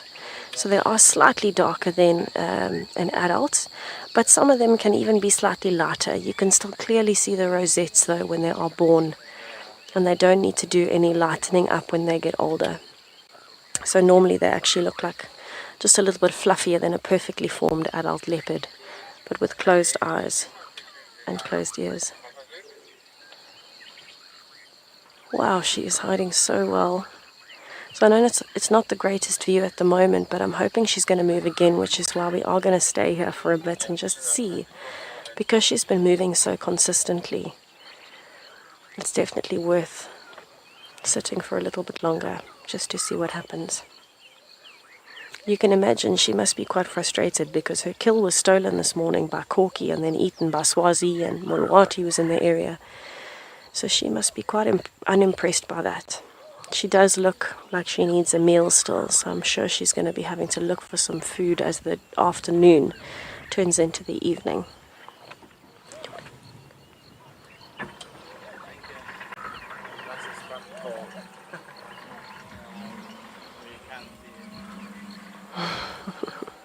Shame she was lying so beautifully in the tree and now the game viewer can't see her because the grass is so long.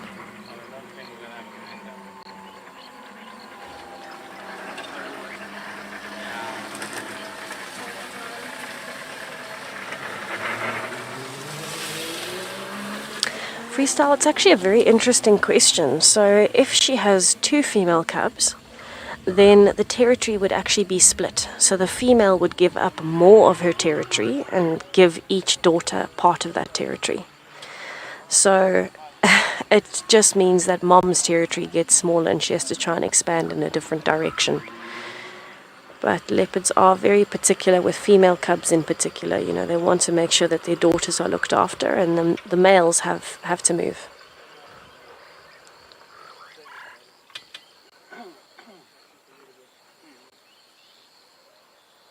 She really is playing a stellar game of hide and seek here. I think she would win every time.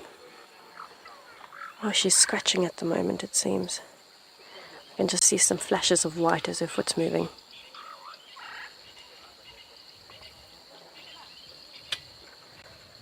He really is giving us our work today.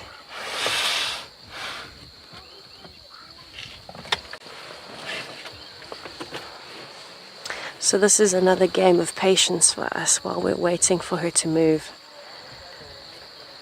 And it's so worth it if we do get her moving, you know, just having seen her move a bit this afternoon already and drink a bit, groom herself. It's an absolute pleasure to spend time with her. What's interesting is, again, the birds have stopped alarm calling, so none of the birds that are at the little pan system know that she's here because she approached from the dam through the long grass.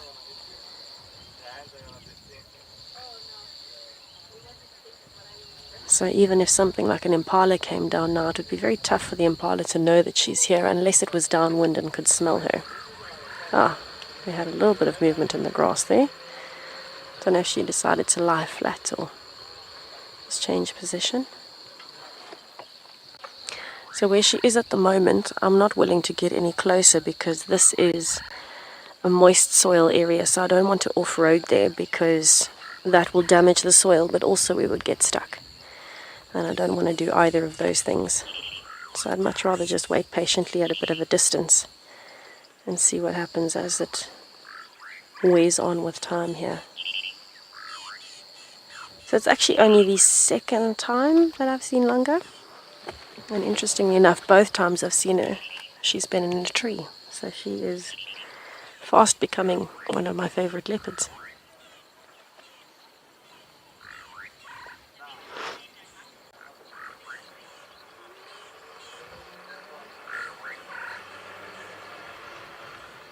Oh, apologies everyone, you are right. She was born in 2019. They are just older than Marib's, her and Shasha. I'm already thinking weird things because we're into a new year. My dates are off.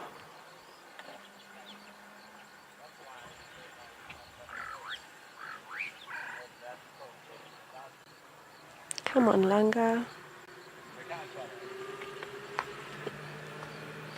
Kara was born in 2018, that's right. Kara is just on 3 years, and Shasha and Langa are just over 2 years. Marib's is just under 2 years.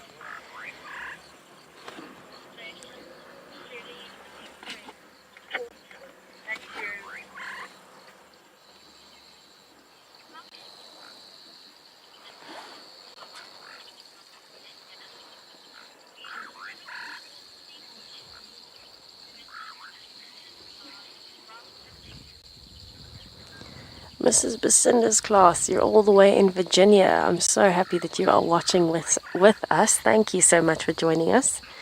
Hopefully Langa makes another appearance for you, but I hope that you saw her moving a bit just now in case she does decide to settle here for an hour or two, which is not altogether unlikely, everybody, just to let you know. She might very well decide that this is the spot to sleep for 3 hours. Nice and cool next to the water. I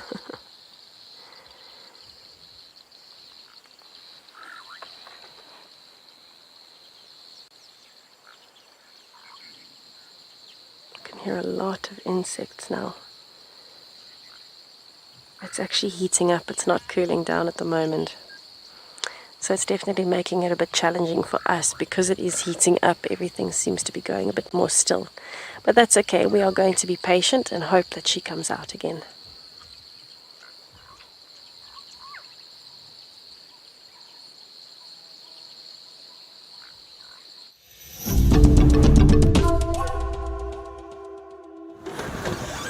Sorry everyone, I've just realized there's an elephant around the corner here.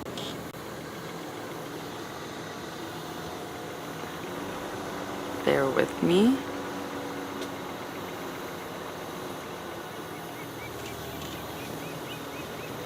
Hello. You see him on? Just deep down in the drainage there. I wonder if he's looking for marula fruits.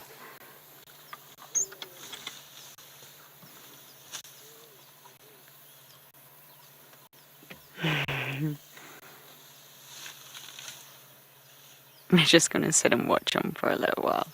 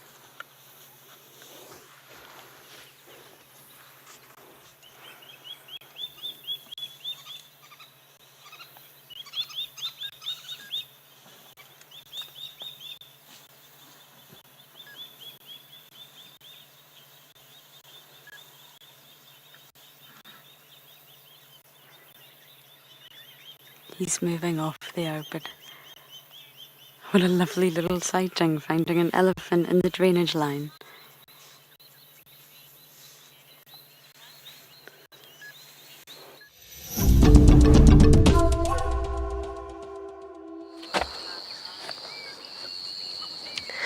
So we are still playing our game of patience with the hide and seek queen over here.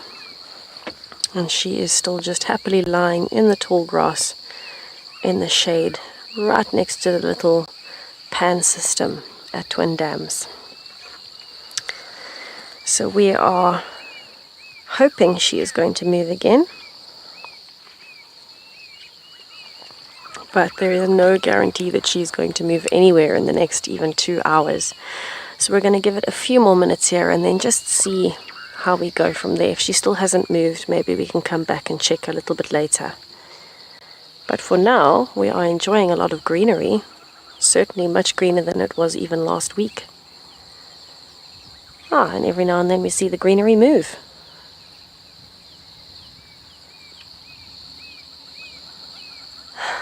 She must be repositioning in the grass every now and then.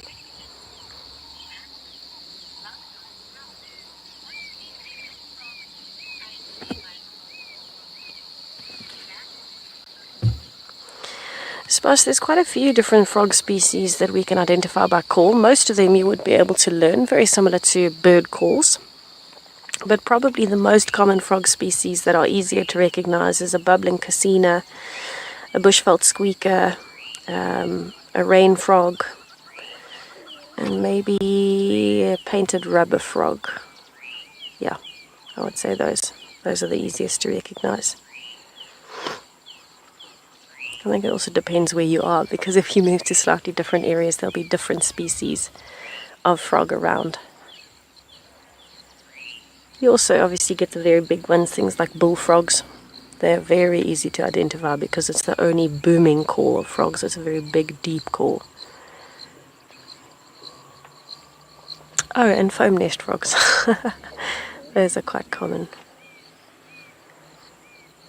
There's a lot of foam nest frogs that stay around here.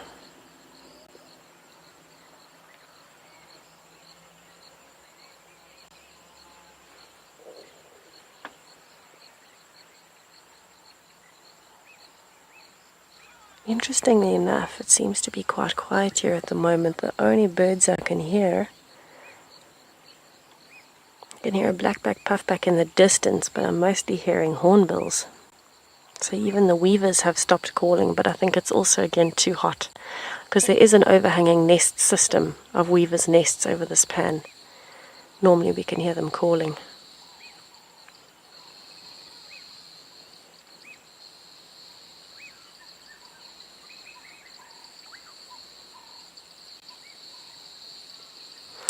The one nice thing is that there is a little bit of a breeze, not much. Where we are, it's very still.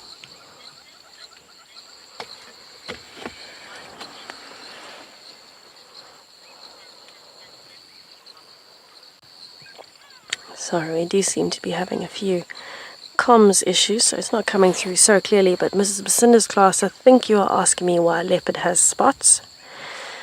And the best answer I can give you is leopard only has spots really on its feet. So the rest of the body is actually what we call rosettes, which is the flower shape. So it's not a true spot, it looks like a flower. And that is so that it has camouflage, whether it's in the grass like this or up in the tree where the light filters through the canopy and makes patches of shade. A leopard needs camouflage to be able to stalk up to things and get close enough to hunt successfully. So it's all part of camouflage for survival. It's part of the reason why a leopard is so successful. They are vulnerable, so don't forget that. But they are very successful because they live alone, because they're so well camouflaged and can move around fairly undetected. You can find leopards in Cape Town, you can find them in East London, you can find them all over the country as well as into the rest of Africa. You'll find different types of leopards all over the world almost.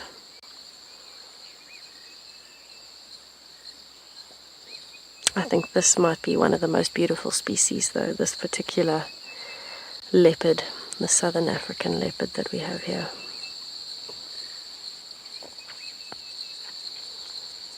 It's quite difficult to see her at all. So I feel like I'm talking about grass. So I think what we're going to do, I think we're actually going to leave her. We might come back a bit later and see if she's up and about, but it seems like she has definitely decided to settle where she is. And so I think we're going to head on and see what else we can find. We will go past the area where her and Mulwati had the kill this morning, but I don't think there's going to be much there thanks to Corky and Swazi this morning stealing everything away. It is so lovely to spend some time with her. My goodness, she is such a beautiful girl.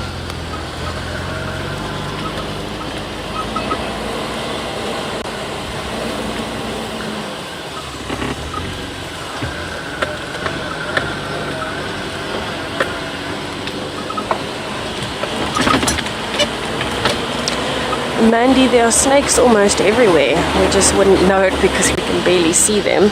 They are very, very difficult to spot. So there definitely could be snakes here. There could be snakes in the trees, in the grass, around the pan systems, but they're very, very tough to spot. So normally we don't actually see them that much. But they're definitely around. Definitely around.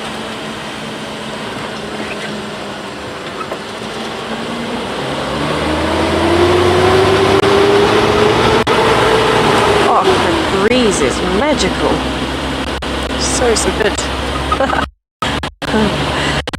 We're getting very roasting a little bit in the direct sun, and she is nice and relaxed in the shade.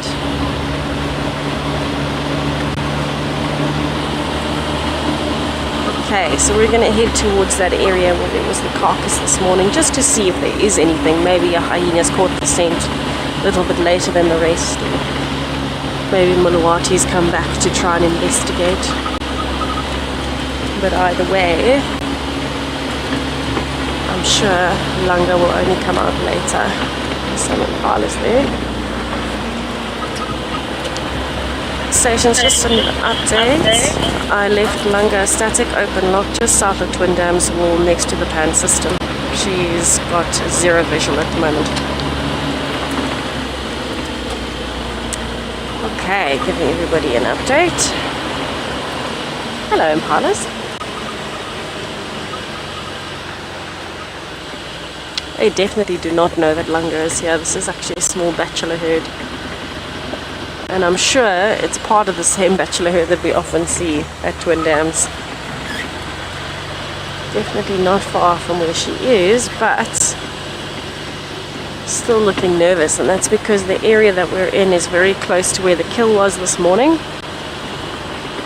And so there's probably still the scent of hyenas and leopards around.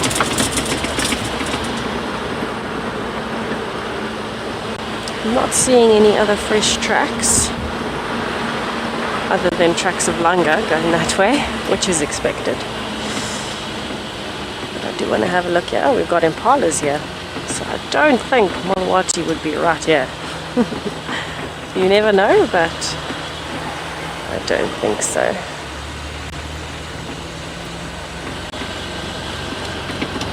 Okay. We are going to head towards Treehouse Dam in the meantime to see what else we can find. Actually, I think let's take Weaver's Nest. It's a good idea. I've got a feeling. I've got a feeling.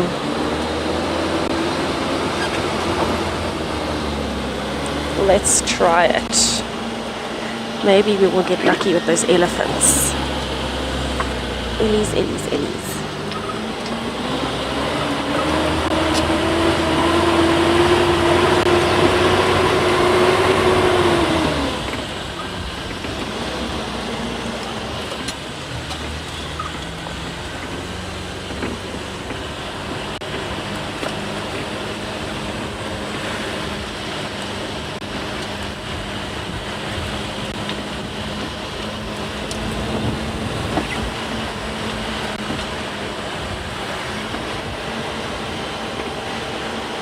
Oh, there's some warthog scat. might be fun. Hello, warthogs. I think these are the same ones that were at Twin Dams just now. I think they've just come a little bit further west. They look like they've possibly been mud wallowing a little bit. They're looking nice and dark. And I'm sure they've been enjoying it. They're right on the fringe of a little pan at the moment, so staying nice and cool.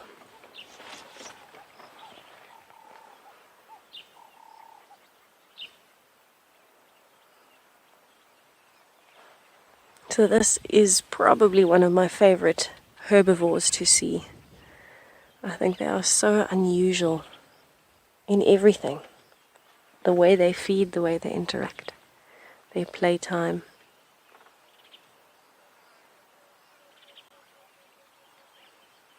They look quite happy to be out in the sun, funnily enough.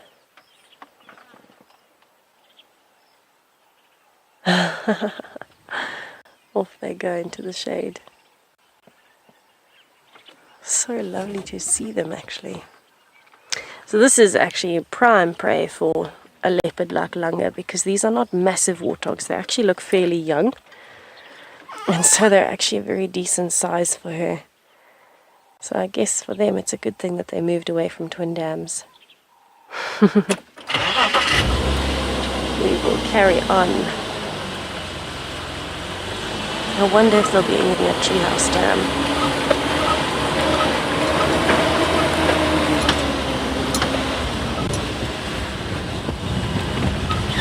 There are lots of impala tracks on the roads today. So with the roads still being a little bit wet from the rain, obviously when a herd of impalas moves through normally, when there's no rain, it's just a tiny little impression. But because of the rain that we've had, it looks like very deep tracks because they've sunk in a little bit as they've been walking. So it looks like the impala population has quadrupled overnight, when in reality, you just don't normally see their tracks as clearly.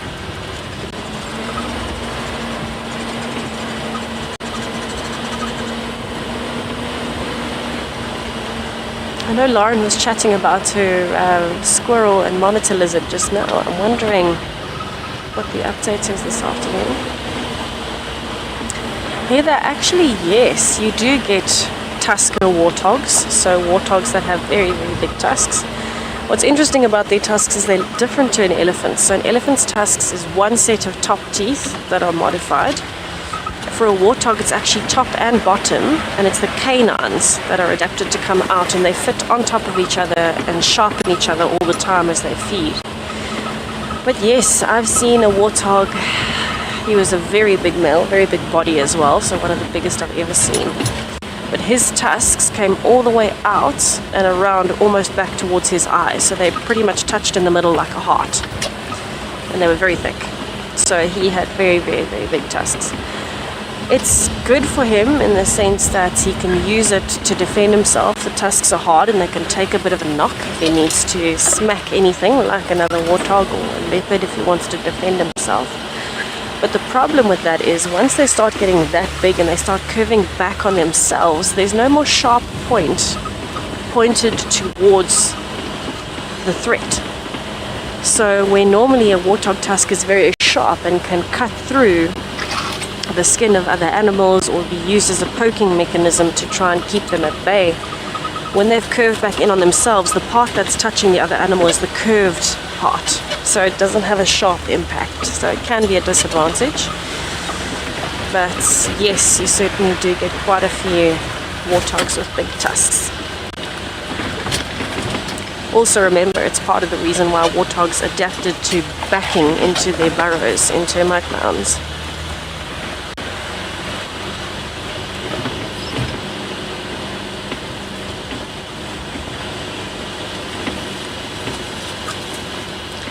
Mrs. Lucinda's class? No, it doesn't work quite the same as with dogs when a dog would wag its tail when it's happy.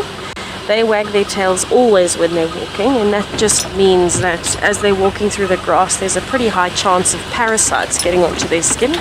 So when they walk and they're wagging their tails around, it just helps to get rid of flies and other parasites that might be trying to attach to the very sensitive area underneath the tail. So it just acts as a kind of a deferral mechanism. It defers those parasites. discourages them. Actually on the edge of the drainage line at the moment that leads to, or from, Treehouse Dam actually. And I was hoping that we might have already seen some elephants along here, but maybe they are hiding. Maybe they're hiding in plain sight up on quarantine in the open area. It's very likely with all those marula trees.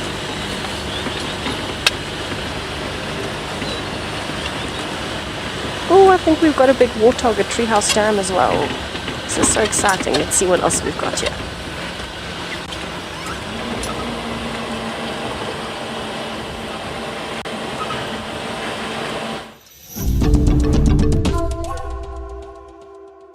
Okay, we are just pulling up onto the dam wall. We've got a bachelor herd of impalas above us on the dam wall. And a very big warthog is just on the bank, and it looks as though he might be eating elephant dung.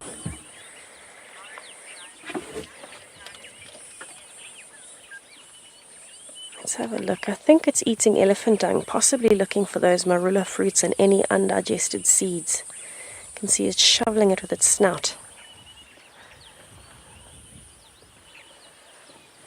Quite unusual to see.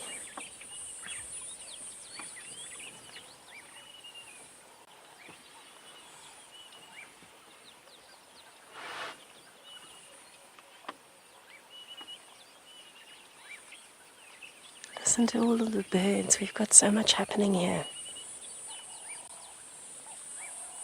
He just rolled a ball into the water. And another one. Oh my goodness. I think he's trying to sift through them as a warthog does. They use their snout as a shovel. But he's accidentally rolling them into the water.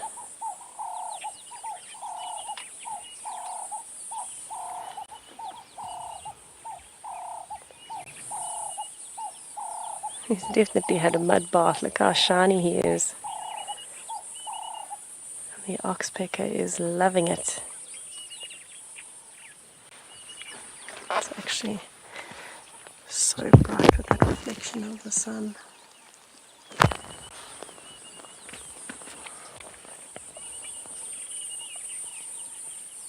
It's so lovely to see a relaxed warthog, especially next to the edge of the waterhole.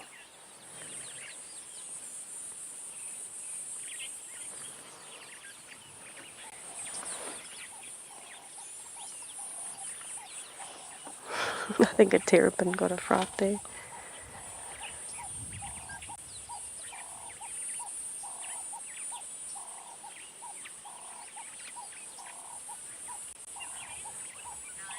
Goodbye, Mr. Warthog. Maybe he's going back to the mud wallow.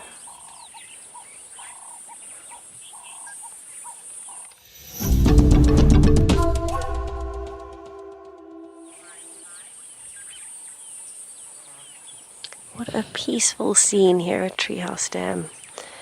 I am possibly going to have to move a little bit forward. We'll see. Oh no, actually, that's not bad. I was worried the rain roof bar would get in the way. So we had a big male warthog. He was walking along the edge of the bank. And interestingly enough, he was feeding on elephant dung. And he was actually rolling the balls into the dam. This is pretty common behavior. It's quite common in a few different species to recycle dung. But especially elephant dung is very nutritious because they hardly digest anything. 60% of what they eat comes out almost completely whole. And so what that means is that anything that they are pretty much putting out of the system is a great food source for things like mongooses, squirrels, warthogs, baboons, monkeys, hornbills, even rollers. And so it's really, really great that we can see it being recycled. I can see a glimpse of our warthog on the other side.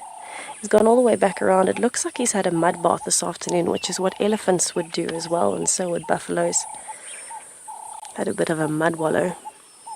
Now it looks like he's just moving along, feeding on those new shoots that are just bursting on the edge of the dam.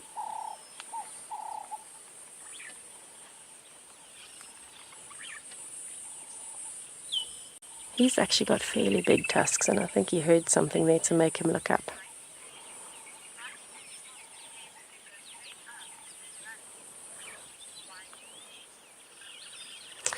White mane, all of the warthogs that you'll find when they're running, they lift their tails up in the grass, and it's actually, I mean, there's many hilarious stories as to why this would be, but it's actually because they need to have a follow me sign in the grass.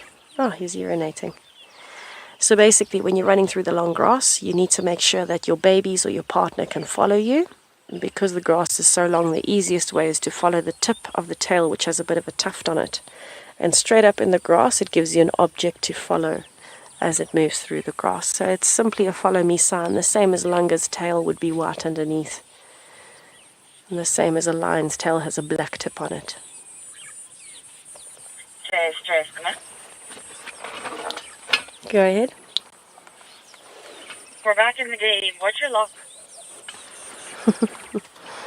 Hello, Lauren. I'm at Twin Dams at the moment. Sorry, Trias Dam. Copy. What's your plan? We'll check back towards the boundary and back towards Twin Dams a bit later for Lunga. Copy. I still can't believe how hot it is for so late in the afternoon. I think it's definitely the hottest day we've had, possibly this month. It's 5:30 and it feels like 1:30. It feels like it might be 46 degrees Celsius. I know that it's not. I know that it is a little bit cooler than that, but maybe only by a degree or two. I think that's why this warthog is so happy to be nicely drenched in some fresh mud to keep him cool.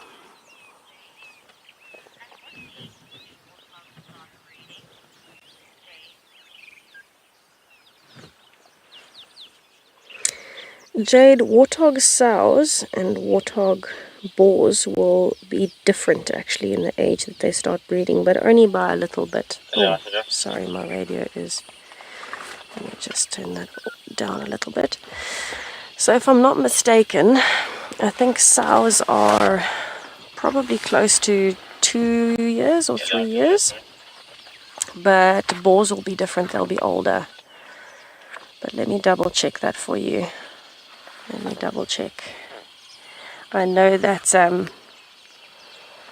warthog piglets suckle for quite a long time, which is a bit unusual for a lot of other species, so it does take a bit longer for them to breed as well.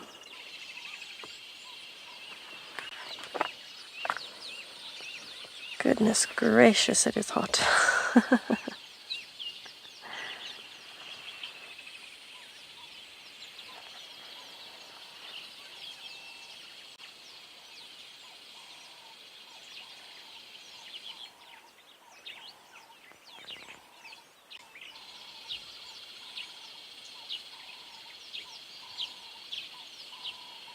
Yeah, I'm definitely going to have to double check the age. I can't remember it now off the top of my head.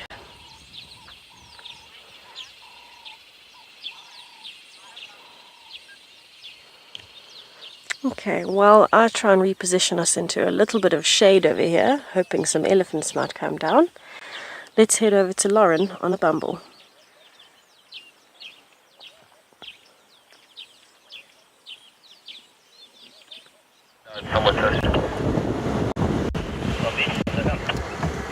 We are back, everyone. We are back. Earpiece completely malfunctioned. It 100% got wet. Happens every year.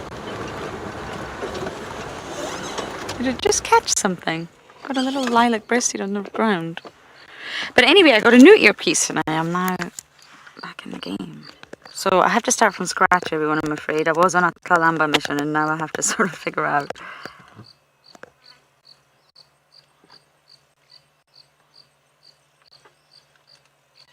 What has it got?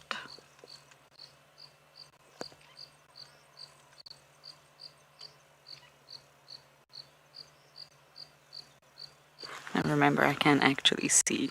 So if it does. Oh, maybe we're just having a sand bath.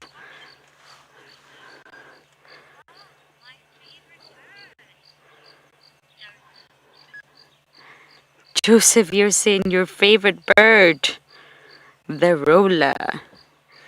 The rock and roller.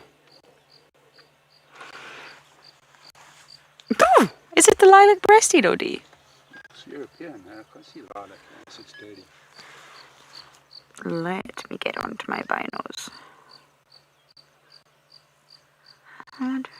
Oh, wow, we're loving the sand.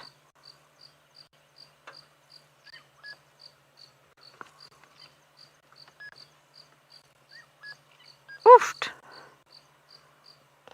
Imagine how that feels, getting rid of all the itchies and scratchies and parasites that are on your skin and maybe bugs that are crawling on you, anything. That must feel really quite spectacular. You haven't got hands. You haven't got fingers. So rubbing your body in the sand, I think, is a great idea.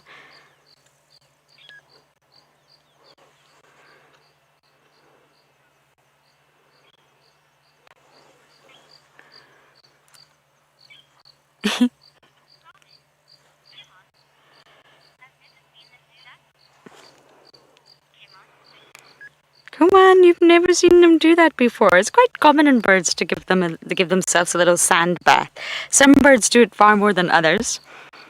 But if you really think about it, their skin will shed just like ours.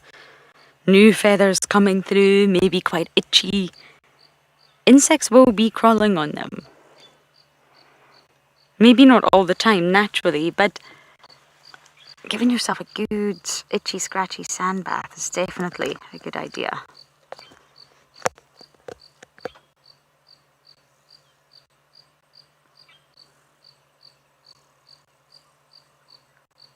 You see that? Hot. And it is quite common. It's really common in your ground birds, your francolins, your spurfowls.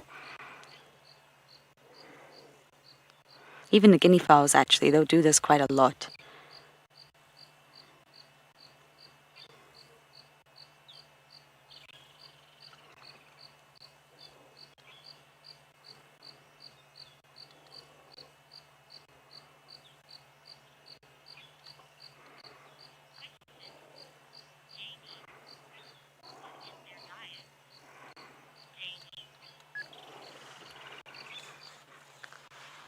I don't actually think it's a lilac-breasted.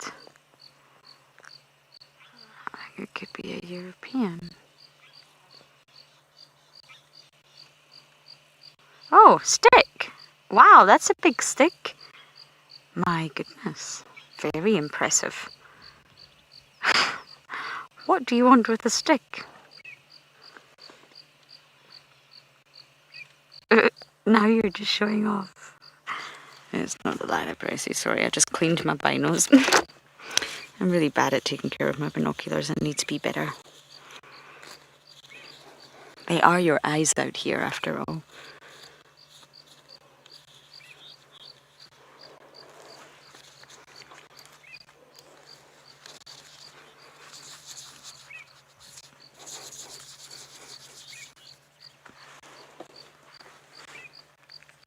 It's sometimes interesting just spending a little bit of time. Gary, this one's for you.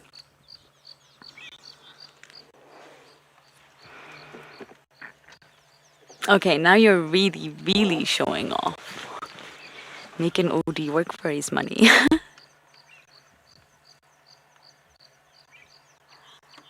Hot. The birds are hot. That's why they open their mouth like that.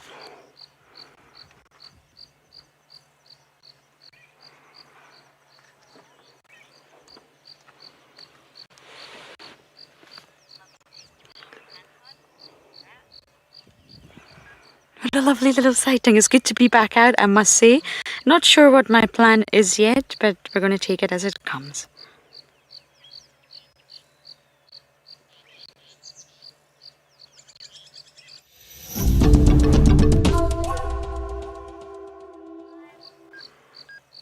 We're just watching this roller up here who's watching us. He's far too hot. struggling a little bit, I think, with the heat. But it's so nice to just sit and watch birds.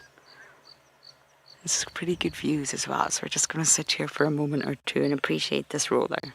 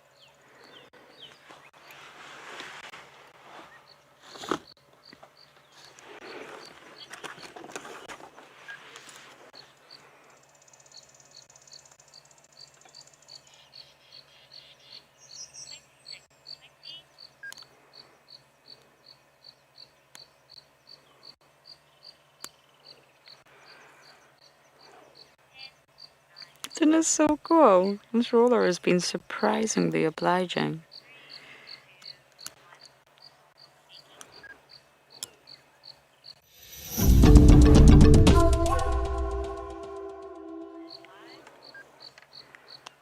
This little guy's just been too wonderful to us. Jordan.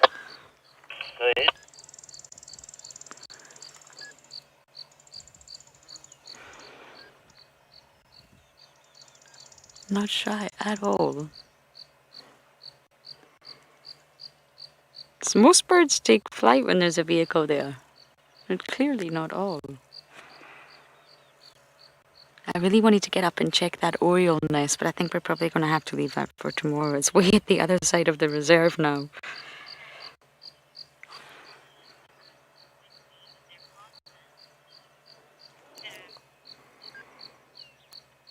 Sam, I'm not sure why you think rollers always have to be with their partner. I rarely see rollers together, actually. Europeans, purples, or lilac breasted, they're the species that we get out here. And I never see them with their partner, I must say. The lilac breasted is monogamous in terms of their social structure, but you don't necessarily see them going about in pairs, if that makes sense. The purple is also monogamous, but the European is not.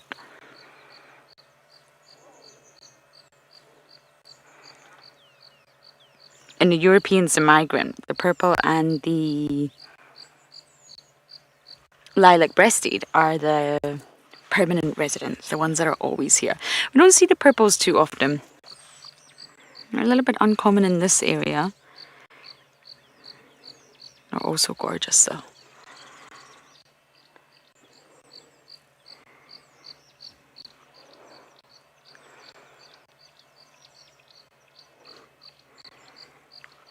You're just loving the attention, aren't you?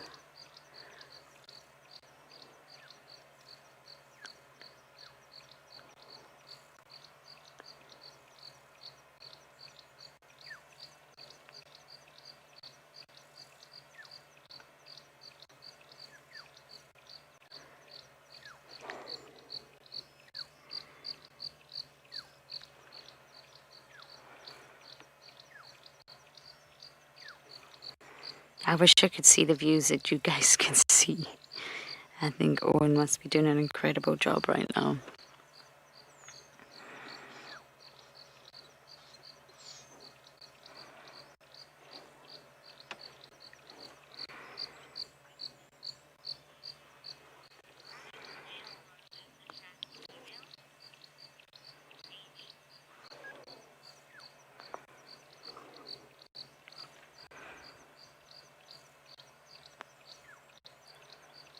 Look at that, look at the shadows cast across them.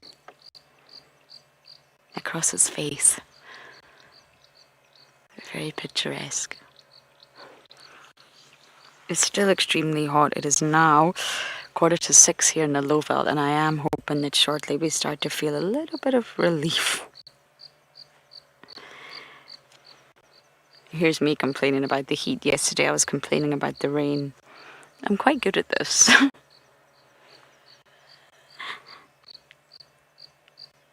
Mr. Roller, you have been a pleasure. Thank you for this wonderful sighting with you.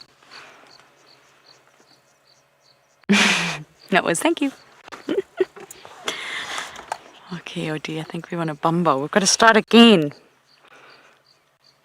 Figure out where we want to go. Honestly, I'm not sure. Tessa's at Treehouse Jam.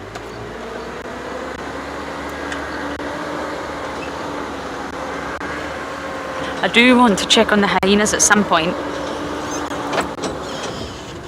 Once it gets a little bit cooler, it'd be great to see the lions.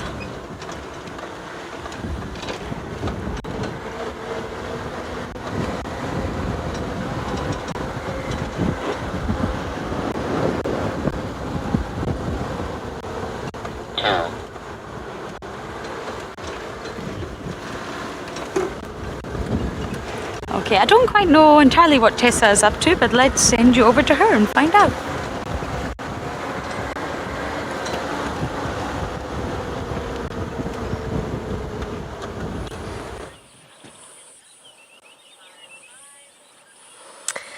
I am relaxing in the shade of Treehouse Dam, and it is certainly a cooking afternoon.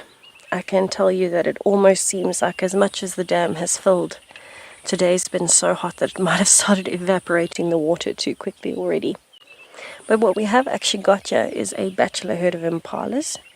It's the same herd as when I pulled up, but they've actually moved into the shade themselves. It is a bit hot where they were on the dam wall. And it looks like they're just concentrating on that nice green grass in the shade of the bush willows. That particular male that you can see, with his head up at the back, is one of the largest male impalas I've seen here in terms of horn size. And with the rut coming up, I'm pretty sure this male is going to have an advantage. Also, being the age where his horns are that big, a good few years old, he's going to have an experience advantage as well. So I'm wondering if he will end up on top of the ladder with these boys. Normally they already have an existing hierarchy in the bachelor herd, but it is still being challenged right up until the rut. You can see they are being quite careful because they're close to the water's edge. They don't want to kind of endanger themselves by being in an area where they might not be able to escape from wild dogs or leopards if they came along.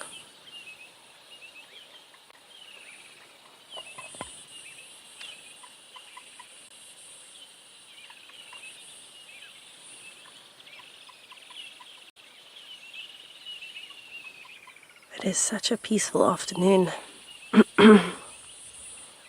Before I forget to get back to the question on when warthogs breed, it is around 1.5 to 2 years in females and about 4 years in males. Aliana, you're in first grade and you want to know how fast impalas can run.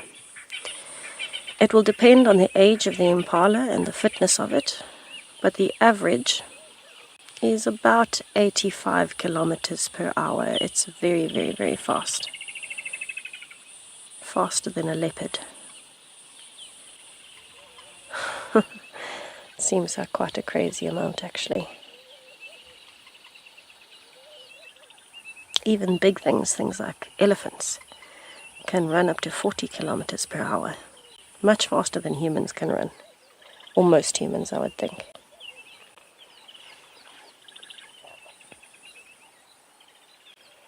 Look at that color change with that impala that's in the sun on the right, compared to the 3 or 4 in the shade. Amazing how that coat color completely changes as they step into the sun.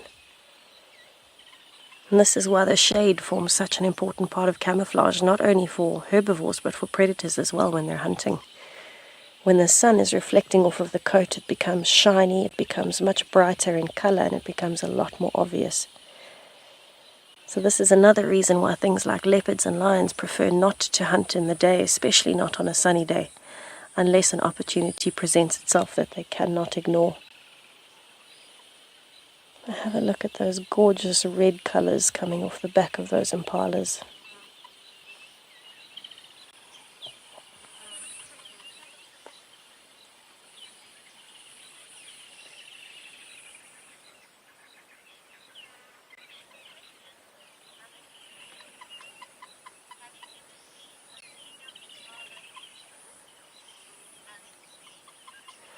Alex Green, I've seen one female impala that had horns.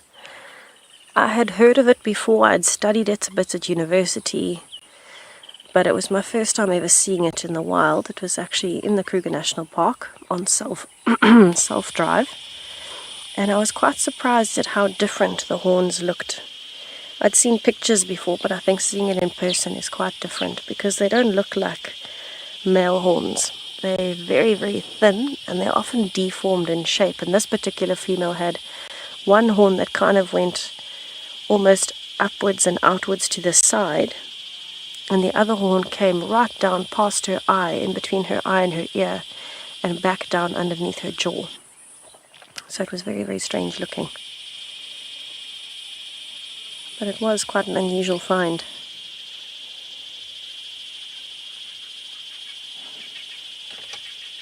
How beautiful is that reflection on the water? Just goes to show there is barely a breeze. It really is the perfect day to be sitting at dams and just watching what comes down. Now that it's started almost cooling off, I don't want to say it's cooling off yet, but almost cooling off, I think it's going to become a lot more active as the day wears on. We were not expecting it to be this hot throughout the day. We're entering Juma, any official vehicles on Juma.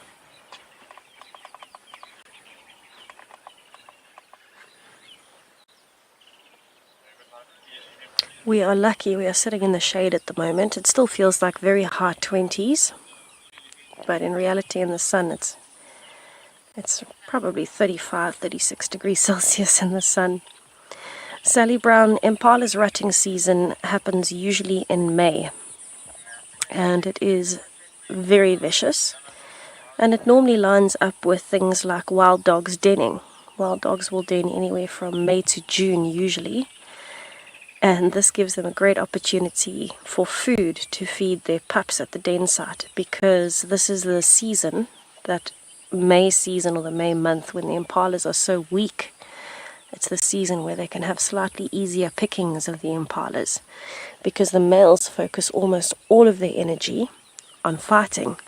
They might get injured, they might be tired all the time. They're definitely not as aware, because they fight so viciously that they don't actually notice what's around them. And so there's ample opportunities for predators to hunt impala males during the month of May. And this is a really big bonus for those predators, because impala males are usually slightly bigger in body than females. So there's a little bit more food to be had or shared. It's a very interesting season because it makes for brilliant photography.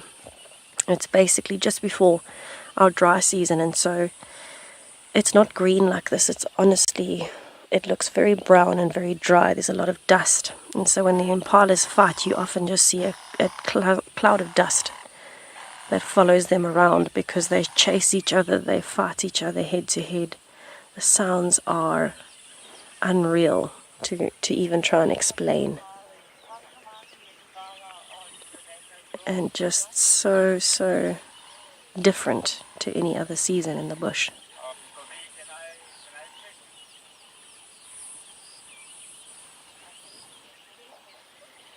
Oh, I'm loving this reflection, and then every now and then you're getting a woodland kingfisher dipping in or a terrapin coming up.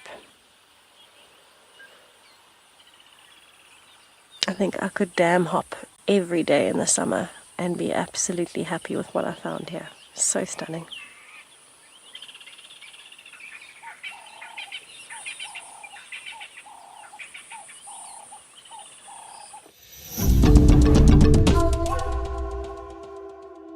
We just found our lions, which is super exciting. They're pancake flat, but that's okay. They're in the shade, so I guess it doesn't matter. And the soil, the earth underneath will be damp from all the rains.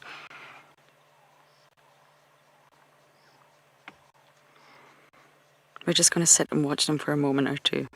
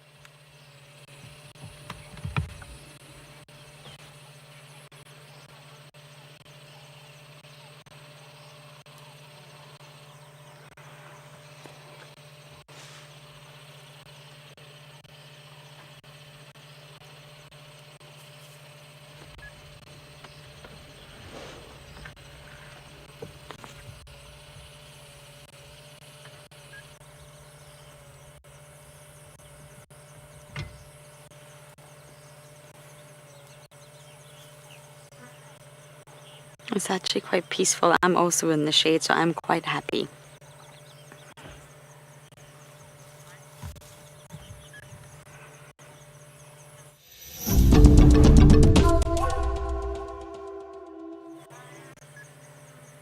There's nothing quite like sitting in the shade with the lions. They are so flat. And think about it, although it's hot, the grass will be damp, the soil will be damp. It's probably wonderful lying on that ground right now. I bet you it feels just incredible.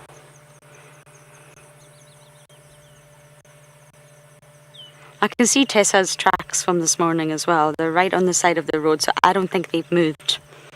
I mean, maybe they've moved a meter. But really, I think these cats have been flat all day. It would be so wonderful to see them get mobile. Wonderful to hear them contact call.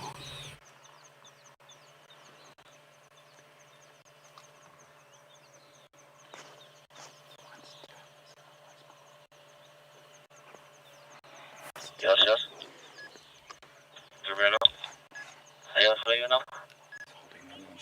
East of south of Christie. Leo, better.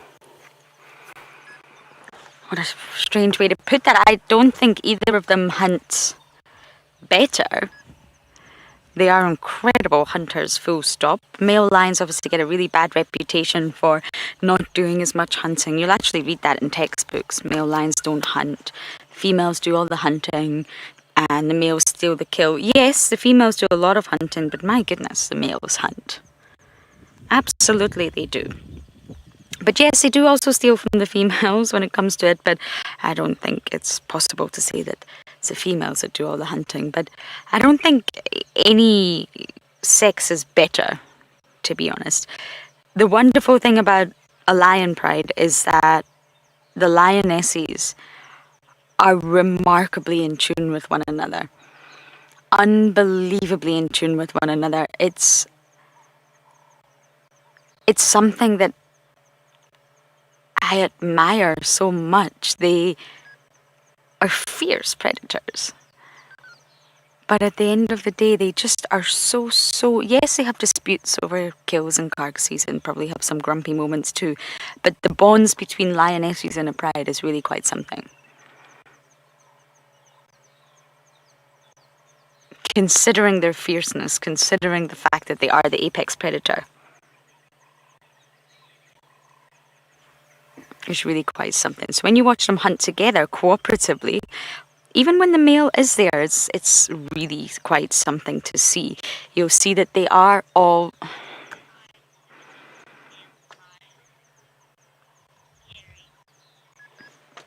Sorry about that. When you watch them hunt cooperatively, you will see them all communicate completely silently. And that's what I love, because they're using other forms of communication. They're using visual communication. They're using body language. They're using posturing, eye contact. Even at night time, when they can't see each other incredibly well, they're still so in tune with each other. And when you watch an entire pride take down a big kill, it is really quite something. Yes, they're not always successful, but when they are, wow. It's coordinated, it's efficient, it's remarkable.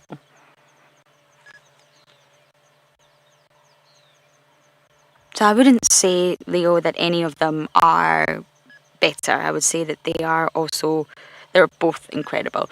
I've watched male lions, especially in the Masai Mara hunt, and they're also unbelievable. The power is immense. And I mentioned this the other day, but even Darkmane jumping on that elephant calf, incredible. Okay, it didn't quite go his way, but he tried, and my goodness, he got onto that calf's back. And I think he would have brought that calf down without expending too much energy if the adult elephants didn't come and chase him away.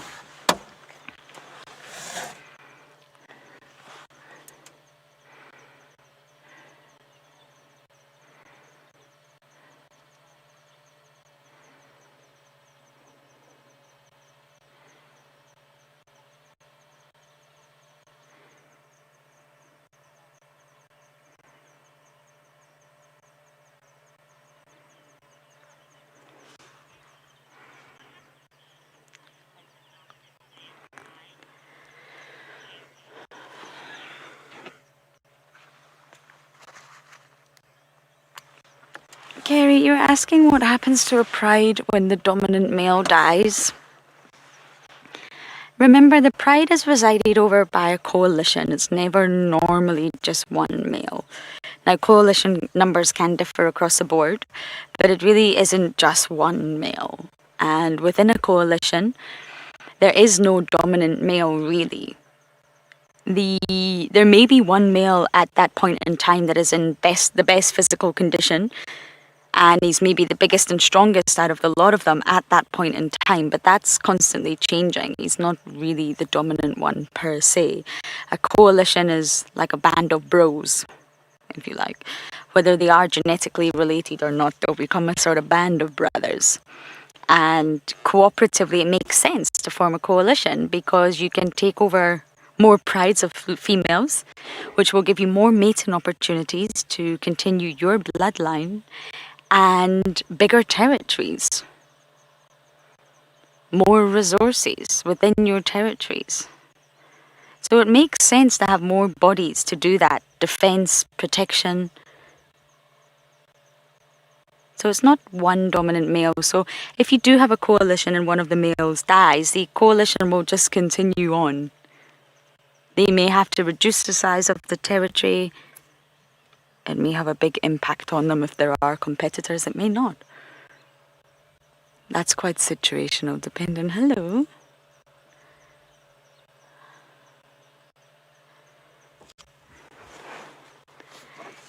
Talamatis, how good it is to see you.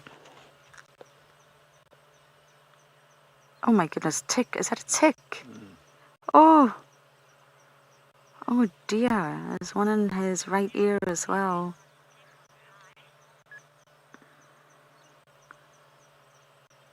Oh gee.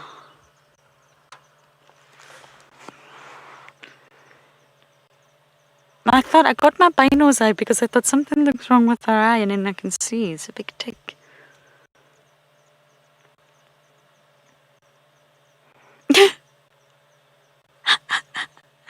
Now that was the funniest yawn I've seen in a long time. The tick loads can get high on animals right now, but most ticks, once they get full and they've sort of gorged themselves, they will drop off. So hopefully it'll just drop off her eyelid.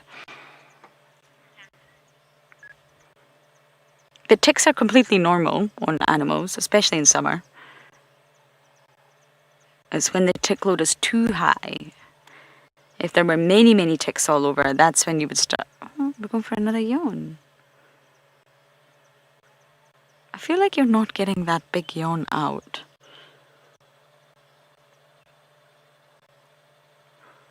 But when the tick load is too high, that's when you can possibly start to say, I think this individual is not in the best physical condition. But I did hear earlier on the radio that 3 Jagger boys have crossed into Juma from the west. I mean, we're kind of center of Juma right now, to be honest, but still, it's nice to know there are lions and buffalo on the same property.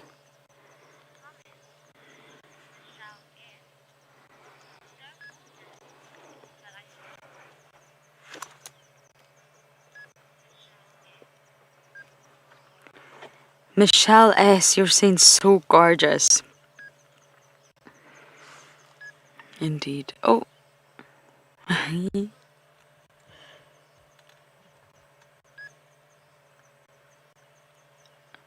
don't know if this is the Talamatis.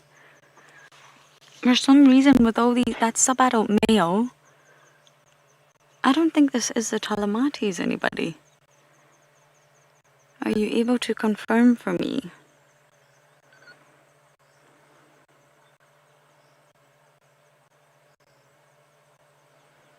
I could be wrong. Wait, let's get a look at some faces. I know Tessa said she had the Talamatis, but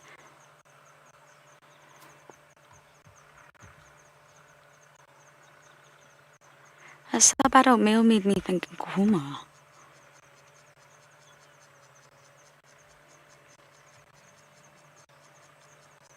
I'm thinking it could be Nkahuma.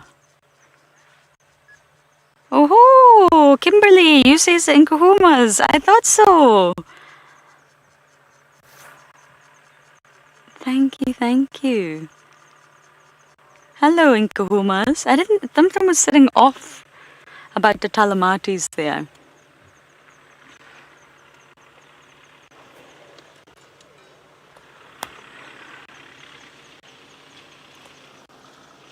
Oh, bless me. It's the Nkahumas.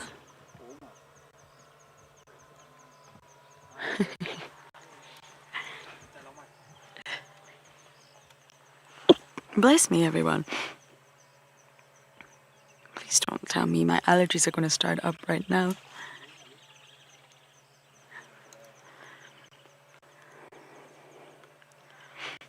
Nkahumas. That makes a little bit more sense. I just want to pick that. I can't stop looking at that tick. You know, there are people in the world who have obsessions with picking scabs, or maybe not even scabs. I probably should just say squeezing spots. I am one of those people.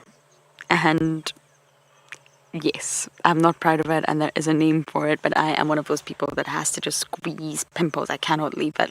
And now that I am looking at that tick, having a bit of trouble here, but we are going to sit with our Nkahumas a little bit longer.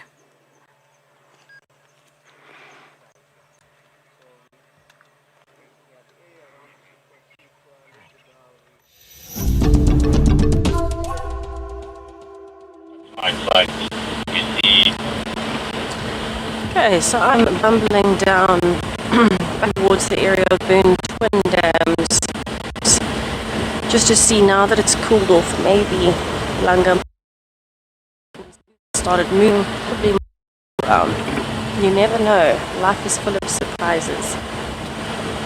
So I just want to come and check and see what got in this area.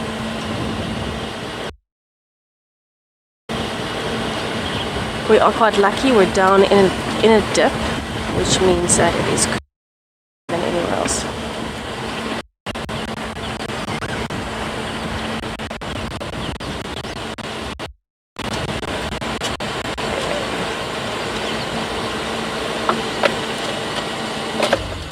So we just want to listen here for a little bit and see what we've got. This is the area where the kill was, and this is where Langa lost it to Corky and then to Swazi subsequently. So we just want to have a little listen here in case there are any alarm calls or we can hear any interactions.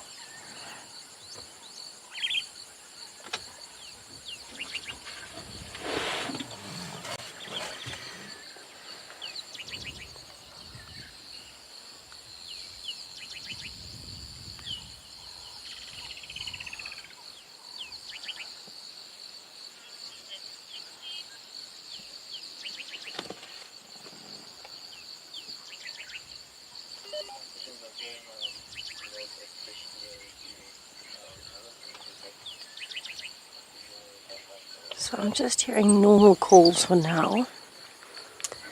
I'm not hearing any form of alarm calling.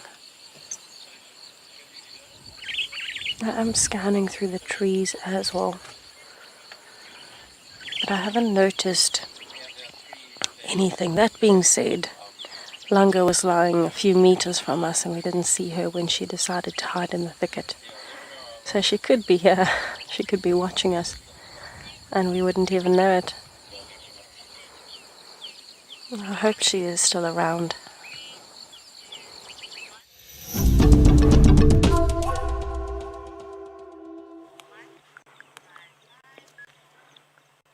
So I'm not quite a crazy obsessive picker, but I do love a good pimple squeeze. I'm sorry that I said it.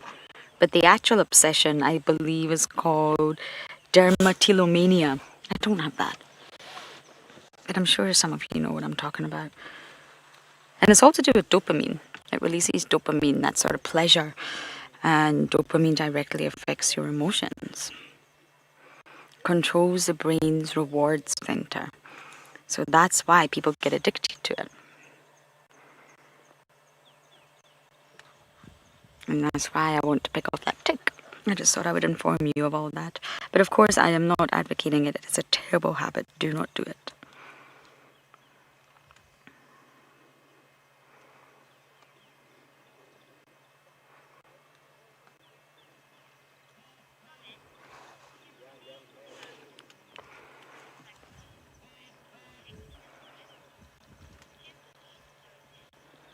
Oh, look at that. It will come off. Don't worry.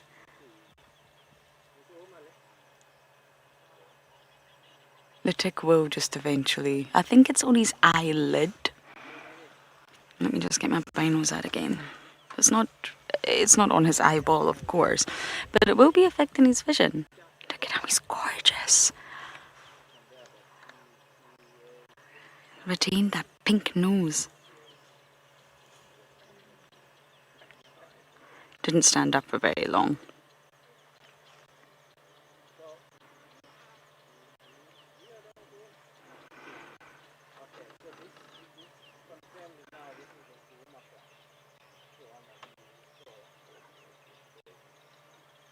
I think that was Chella's son.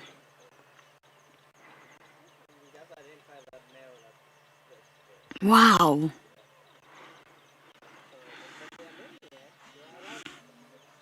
I had them the other night. It was nice to see Purple Eyes, nice to see Chilla, but it was dark.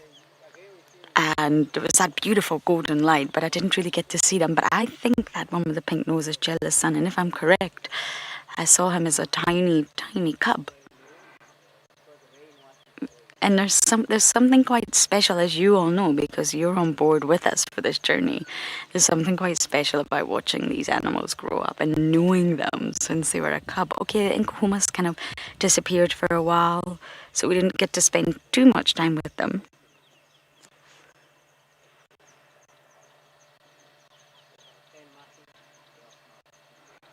But still, amazing. And there was a lot of loss suffered from those 2019 litters, but still.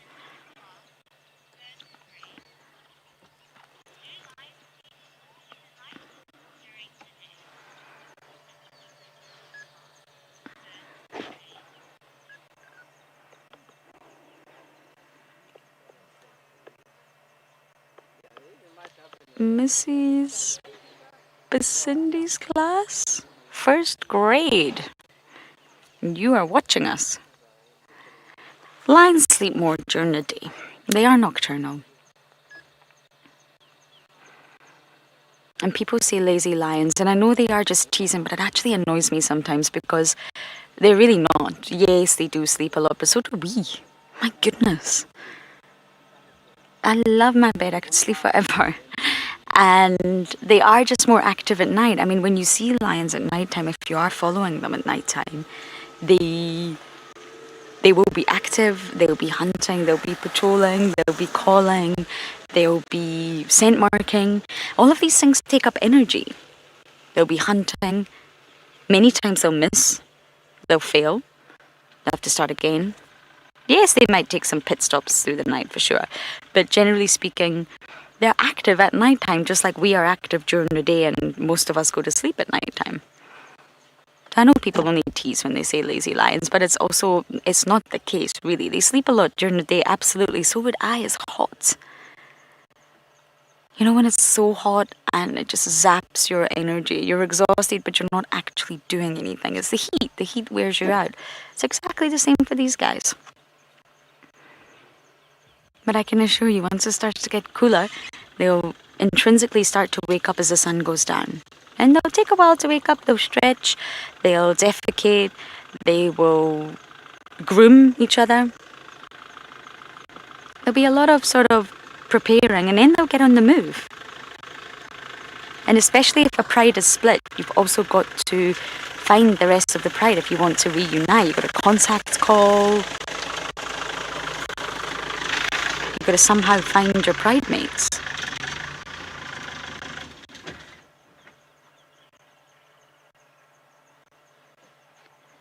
It's amazing how lions navigate their landscape.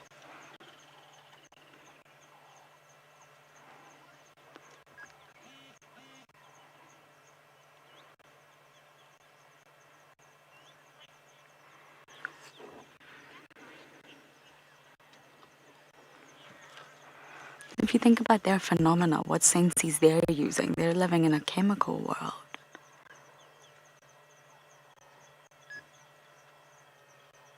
We can only begin to tap into what that must be like. I got a whiff of a woman's perfume this morning.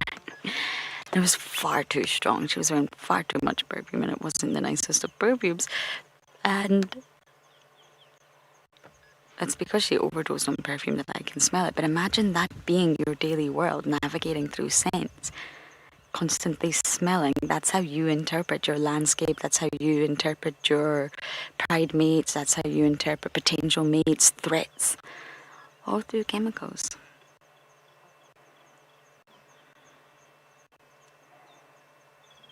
It's amazing when you just try to think of it.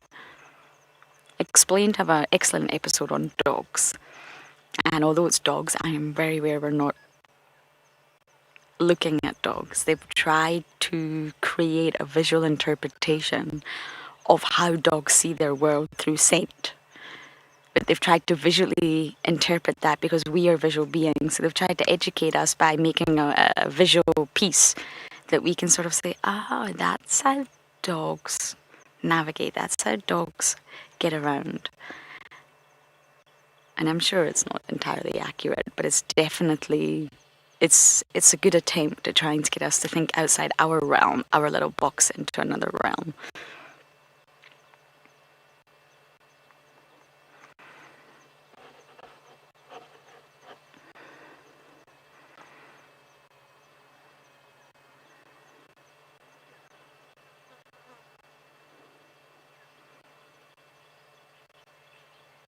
Look at the ears constantly twitching. I really do think that was Jealous son at the front. He looks young too.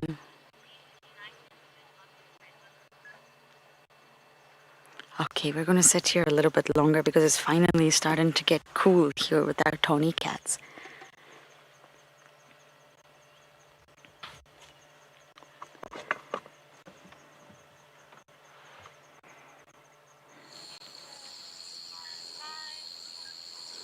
So we are back to check on lovely Miss Lunga here at Twin Dams, just to the south of the wall. And it looks as though she has completely made herself at home. And the only reason we know that is because she's flattened the grass so much we can see the darker patch. If you look very closely, you can just see her panting with a few of those rosettes shining through the grass. But she is still looking very relaxed. The good news is that there was a flash of Mulwati just now, which means she might start moving just now. It is cooling down very nicely where we are. We're now completely in the shade. We can't see the sun anymore as it's setting. And it seems as though she is getting more active, catching flies, stretching and moving a bit. I am very happy that we came to look for her again. To give you an idea of how well camouflaged she is, there have been vehicles driving past looking for her and they have not managed to find her. And she's still where we left her, so she's in a bit of a tough spot and very well hidden.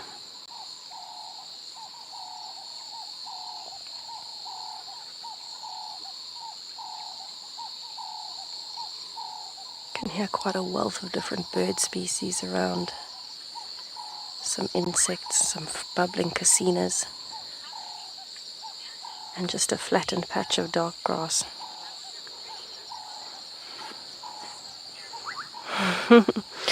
Gabby, had she not been in the big tree, we would not have spotted her, because every movement that she has made, she's moved from thicket to thicket or shade patch to shade patch.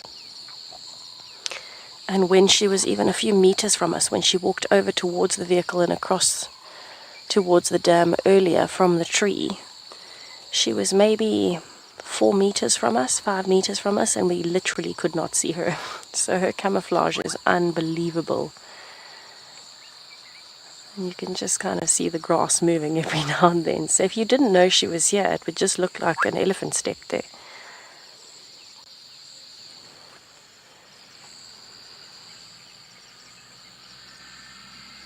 This is a perfect display of the power of a leopard's camouflage.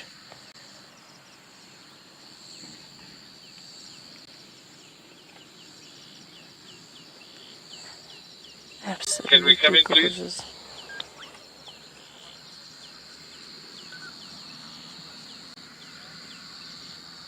Stations unlocked within Gala. Can we come in? The lovely Lunga is so relaxed today.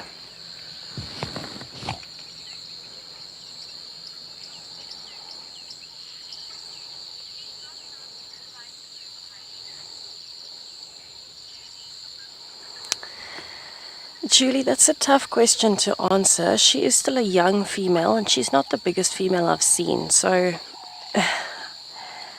I think at a severe maximum she might weigh 40 kilograms, if that. Hyenas are quite a lot bigger in body size. If it was a young hyena, yes. If it was maybe a male, possibly. But a hyena the size of Corky, I wouldn't think so. I think it would depend on the circumstances as well. If she has got the advantage of surprise, for example, if she can jump out of a bush at a hyena that's coming, she might scare it enough that it hesitates and then she can quickly jet off up a tree. But a physical fight one-on-one, look, I mean, leopards can be very deadly. Her strategy would probably be to try and scratch the hyena as much as possible. Leopards use their claws more than their teeth when they're fighting. She'd probably try to scratch it as much as possible, and she very well could injure it. But if the hyena had a hold of her, if it managed to get its jaws onto her, then she would be in trouble, because they have got the strongest bite force and they are much bigger than her.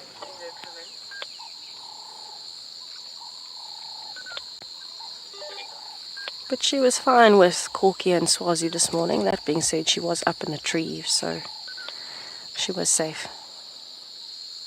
But I don't think she would try and steal a carcass back from Corky or Swazi. I know Tundi is particularly good at stealing carcasses, but I don't think we've seen Langa do that. Also, bear in mind, she was gone for quite a while. She went to Mala Mala for quite a long time. So it's actually quite new for us to have her back here. It's an absolute delight.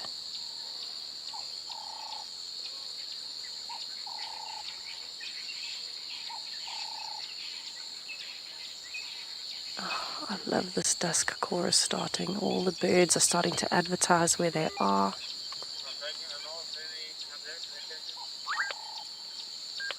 And the calls are just getting more and more beautiful as the sun is disappearing.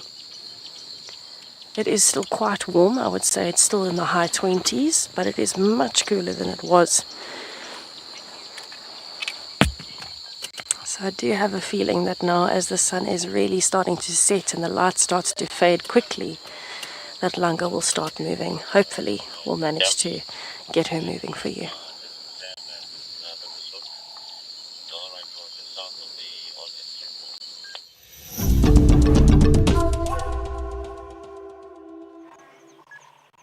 It's finally starting to get cooler, and I'm very, very, very grateful for it. I'm sure the lions are too. I really want to see them get mobile and stretch and yawn. But we are just going to sit here for a moment and just appreciate these gorgeous tawny cats.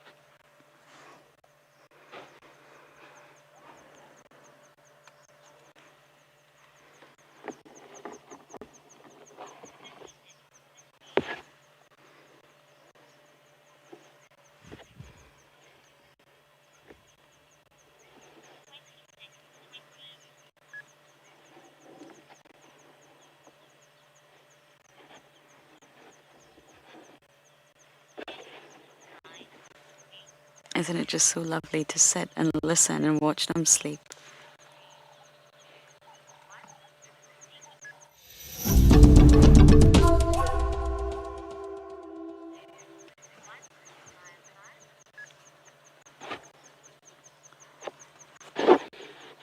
Oh, we got a big yawn there. I'm trying to figure out who else is here, to be honest. Definitely Linkahomas, as we saw. Pretty sure that one at the front was Jealous Sun. But other than that, it's actually really difficult to see. At least with leopards, you've got one to identify. But when it comes to lions, you've got a whole bunch of them. You really need to see their face. There's another male there. I guess we'll get a good look at the IDs. when they stand up.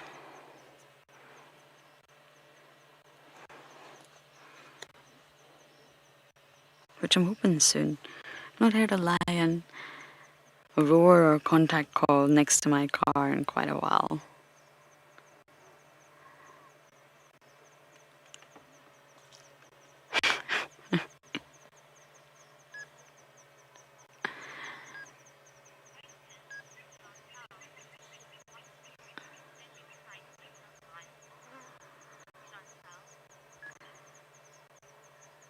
Chantal, you're asking what is my most favorite sighting with lions?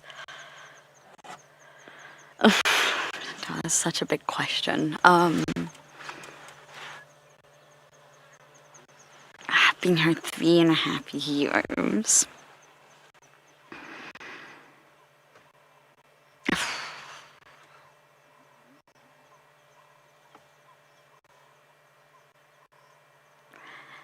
Chantal is definitely not one favourite sighting, but in 2019, I know I reference this a lot, but the Nkuhumas went through a sort of baby boom, and that's when they really started to rise again. The Nkuhumas have had a tough time as a pride. Oh, you're so handsome. Yes, you are. My goodness.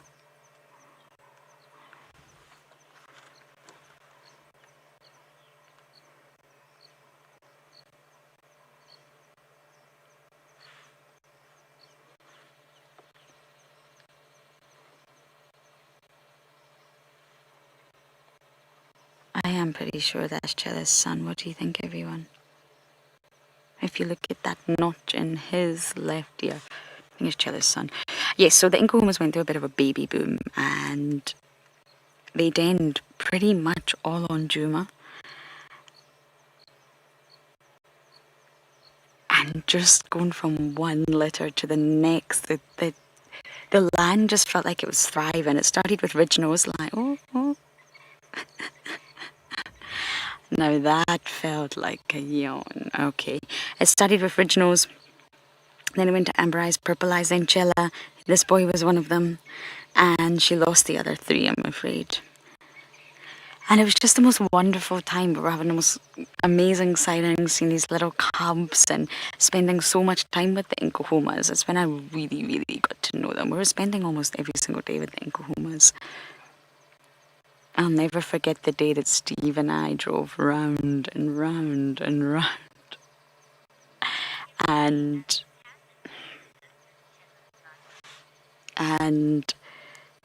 I've told this story recently as well, that we could not find the Nkuhumas, but we knew they were on the property. Anyway, it turns out they dragged the roads, not told anyone, and we just didn't realise the roads had been dragged.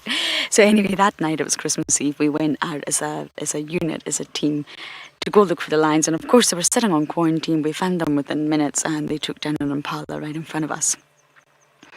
And although I don't like to see kills, that was really quite spectacular. Another favourite sighting of mine with the Nkuhumas was with Odie, my cameraman. We stopped for a butterfly. It was a striped policeman. You all know the story. And we could hear crunching. I thought it was an elephant, and then I thought, no, that's a hyena. And I thought, no, it's not a hyena. I could not place what that noise was. And it turned out to be the Nkuhuma pride on a wildebeest kill about 2 metres into Little Gowrie behind the thick bush. And we had been looking for them. Well, James Hendry, my catless friend. I'd been looking for them, and we just came across them by sheer chance by stopping at a butterfly, and that was really quite special. Oh, it's hard. I also had some fantastic sightings up in the Mara. Kapuli with his cubs and the salt licks. Scarface. The Sausage Tree Pride. The Kichwa males. The Marsh Pride. The Olololo Pride, the Owinos. Oh my goodness, there's so many lions up there that I spent time with. So, Chantal, in answer to your question, it's a very difficult one, but I think the pride that has the biggest space in my heart are the Nkuhumas. They were the first animals I got to meet on Juma. When I first arrived, it was the Nkuhumas.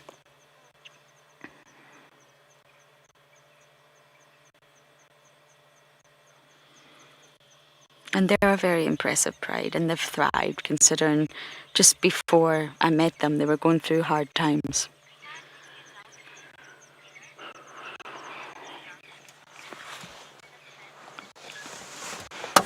I didn't catch that name, but I did just mention I don't know who's here, I'm afraid. I can't see the faces. It looks like we've got an adult lioness at the back. There's a body that I can't see at all. I just see a tawny patch. I'm really not sure. We'll need to wait and see one by one who they are.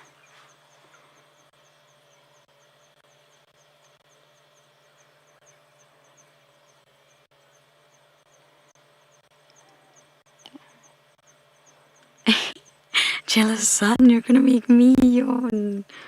Stop it. It's contagious. Don't you know that?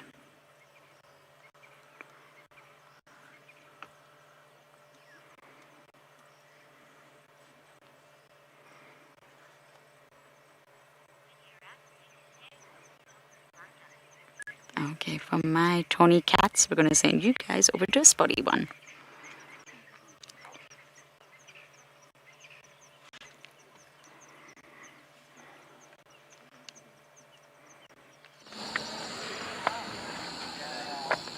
So we are still with the lovely lazy langur, and we are definitely seeing a smidgen more movement. Not enough that I'm getting excited enough to say she's going to move now, but she's definitely more awake than she was. We're seeing her stretching a bit and repositioning, and this means very much the same things whether you're with lions or leopards.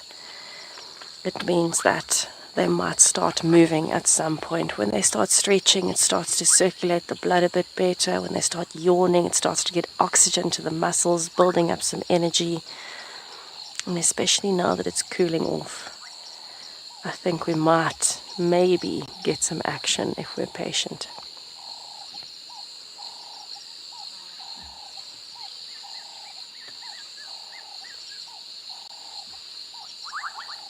You can see she's not panting nearly as much anymore now that it's cool.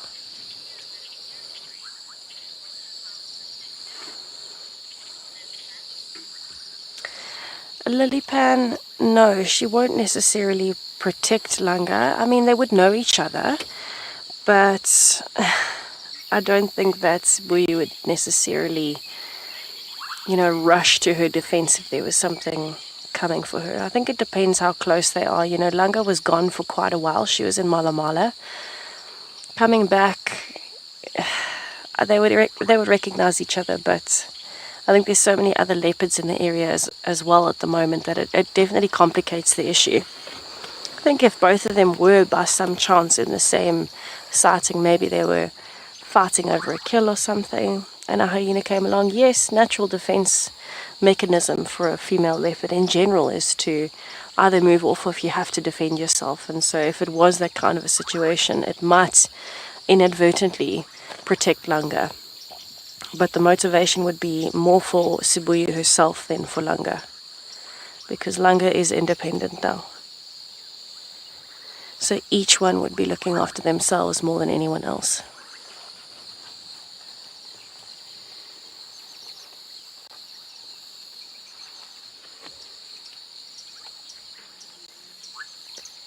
She's definitely not panting as much. So now you can clearly see the flattened patch of grass that was quite tough to see when the sun was up because it was so bright that you couldn't see a difference in the grass. Now that it's casting a bit of a shadow from the sunset, you can clearly see that there's an animal lying here.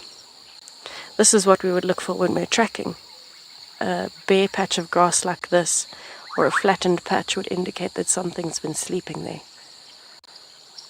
And it's a good place to then start working out, okay, which direction did we go from here? Then you would look at the direction the grass is pushed over. Which way did it come in? Which way did it leave? And if I was langur, where would I go from there? And so that's how you start piecing together the little pieces of that puzzle when you're tracking, especially for a leopard, because they are the most difficult animal to track that we do track regularly.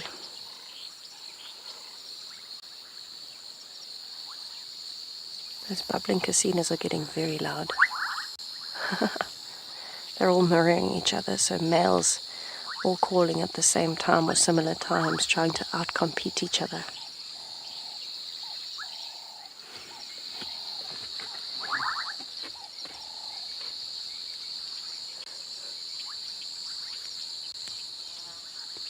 Come on, lovely Miss Lunga.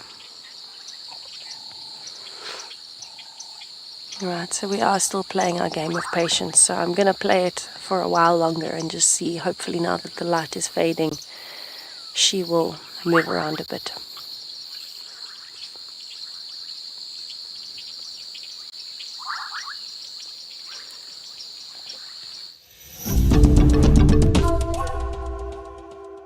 While we are here waiting for a bit of movement, these casinos are exploding around us. Let's just have a little bit of a listen and take in these evening sounds now that the nocturnal life is starting to wake up a bit.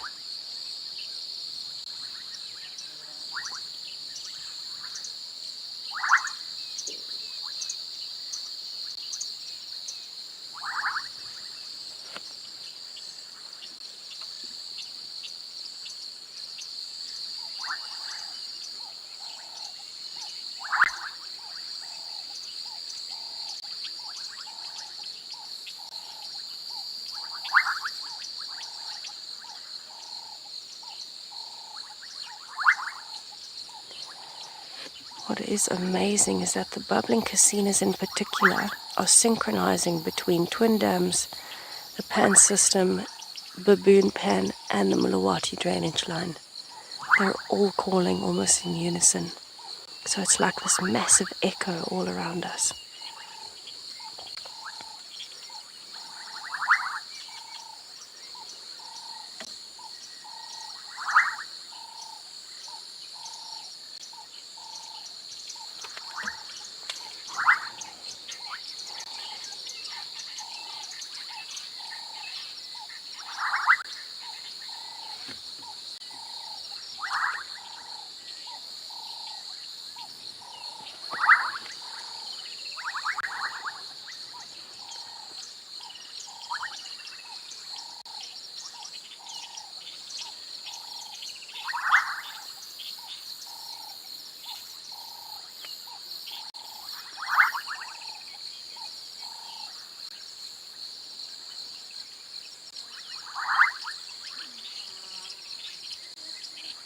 It's so loud.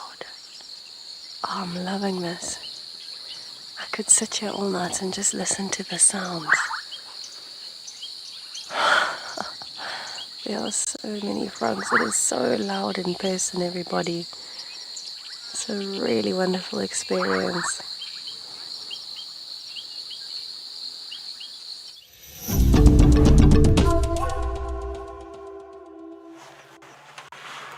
You'll not believe it, the most beautiful thing just happened. I think it's Chella. We've got a lot of the sub-adults here, a lot of boys. I think I saw one of Amber Eye's daughter. And we've got one adult. No, it mustn't be Chella. Sorry, we've got one adult female. And she just took the tick off his eye, Chella's son's eye. She literally just plucked it off. It was the most beautiful thing. And I think this is Purple Eye's son. You're welcome to correct me, but I know that he's got a little, a scar. Oh, what a fright. They just sneezed. He's got a scar on his upper left lip. I think that's Purple Eye's son. Makes him quite iconic, easy to identify. Do you see that? We've got all the other sub-adult males, and I think one of Amber Eye's daughter. And then let's figure out who the adult is. Oh, look at this. Now, I'm not going to off-road after them, so I'm really hoping that they are going to stick to the roads themselves. Make it a little bit easier, guys.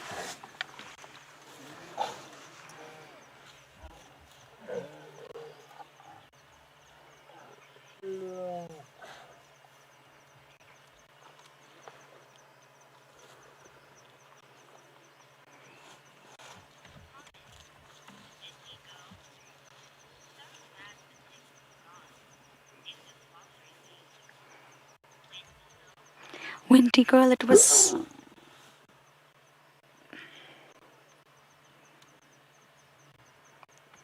It was such a beautiful moment. She picked it out with her teeth. And he snarled. It obviously hurt a bit. But there's another one. And I think it's Amber Icy's daughter. Now they're all looking the other way. Can you believe it? She also has a tick in her eye, but it's more to the outer eye area, where the two eyelids meet at the outer side. That's where her tick is. She also has one.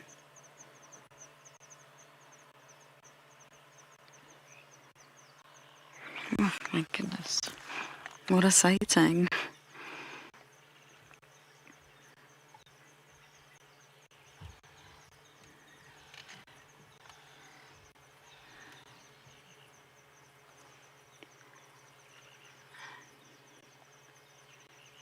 They are thin though, I must say. They do need a good meal. But lions do look thin when they haven't fed for a few days, and then of course as soon as they eat, they fill out again. But they look at that. You can see the rib cage.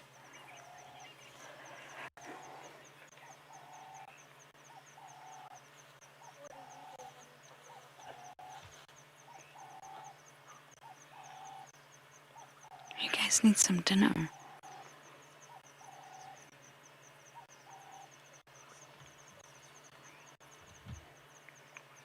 One adult female. I just can't see who she is yet. The rest are all sub-adults.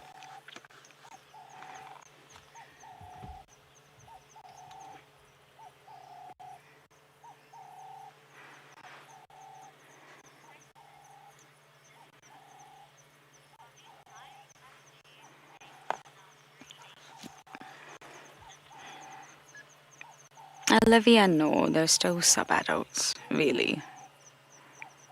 The males have got a long way to do. If you think of Jelly's son, the one that's remaining, that litter of 4 was born in December 2019. I'll never forget it. So if you think about that, only 2. Or 2 in 1 month. Just over 2.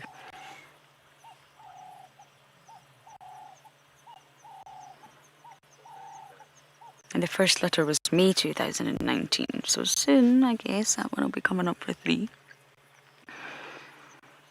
But they are still sub-adults.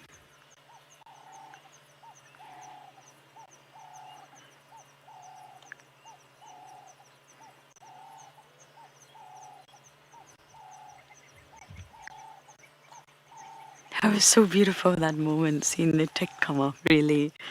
Ah.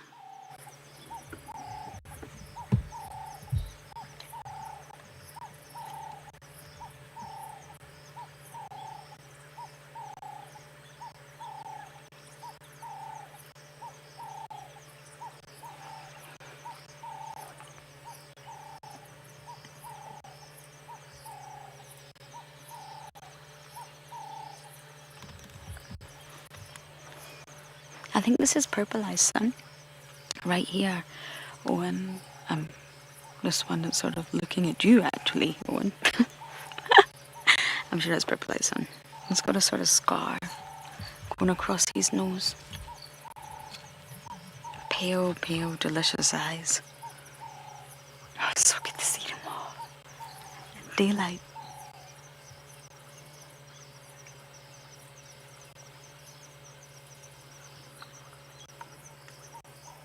Just think how much he's going to change. He's got a lot of transformation to go under before he's a breeding big male lion.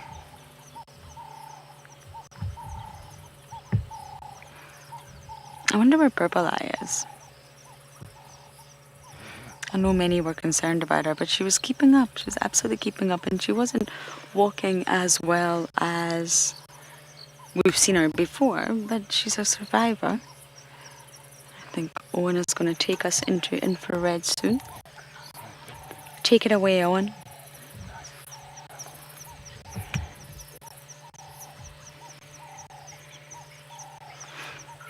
Not infrared. Oh, she's pointing at something. I don't know what you're pointing at. Oh, you've spotted Purple Eye. Oh. Oh, sorry, one's not going in for infrared.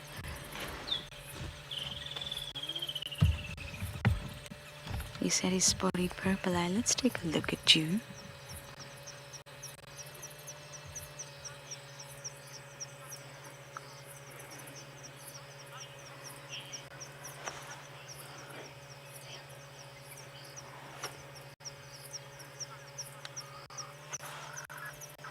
Connor's mom, I'm not scared. I'm not. I have known this pride a fair amount of time, and we always keep a really safe distance from the animals, of course. And luckily in this particular area, the animals are also habituated. You gotta also really be in tune to them, read their body language. And they've naturally just all got up and come to the side of the car. But they're not gonna hurt us in any way. We're not a threat to them.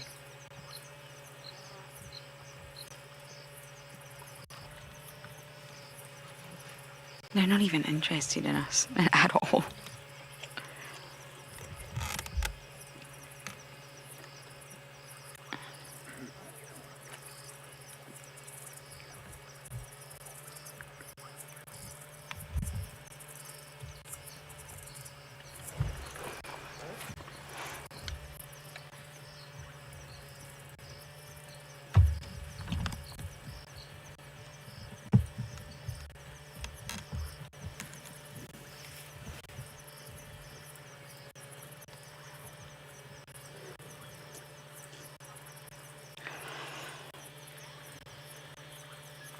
Okay, we're definitely not going anywhere. The light is getting super nice, and we're going to sit here with our inkuhumas.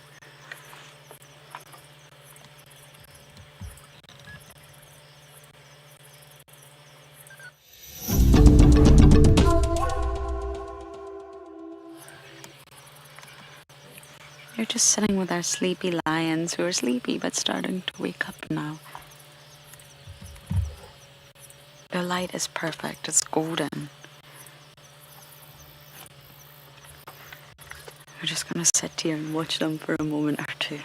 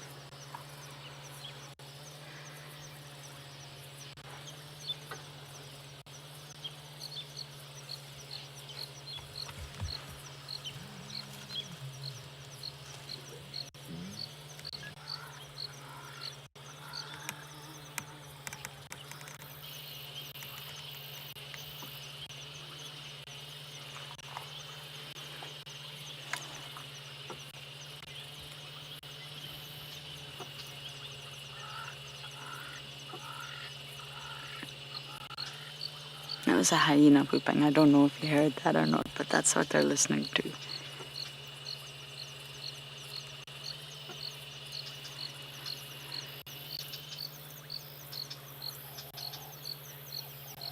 Apparently you heard it.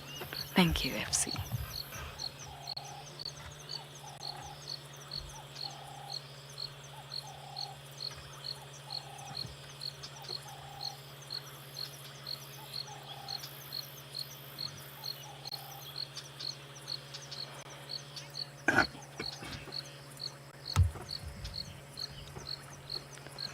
Timothy.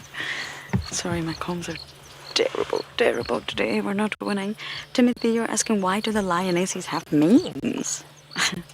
The lionesses don't have manes. I'm not sure which one you're looking at, but this youngster here. Why don't they have manes? That makes a lot more sense. The males have it to attract the females, really, sexual selection. So it boils down to something we call the handicap principle. And essentially speaking, in a hot environment like this, male lions don't really need that big, thick bed of hair. There's said to be some advantages that when they fight, it can sort of pad their neck and pad their shoulders. But basically, it's linked to testosterone and strength, and it boils down to sexual selection. Characteristic traits that make you the better chosen one for the females.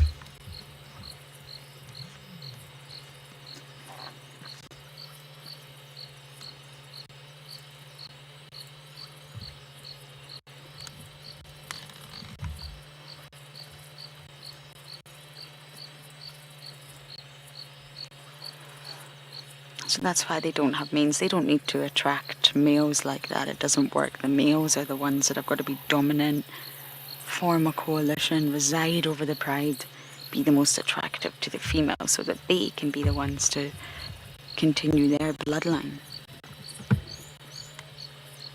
And there's a direct link to the colour and the size of the mane with testosterone. Okay, we're going to sit with these cats a little while longer, and you guys are going to head over to Tess.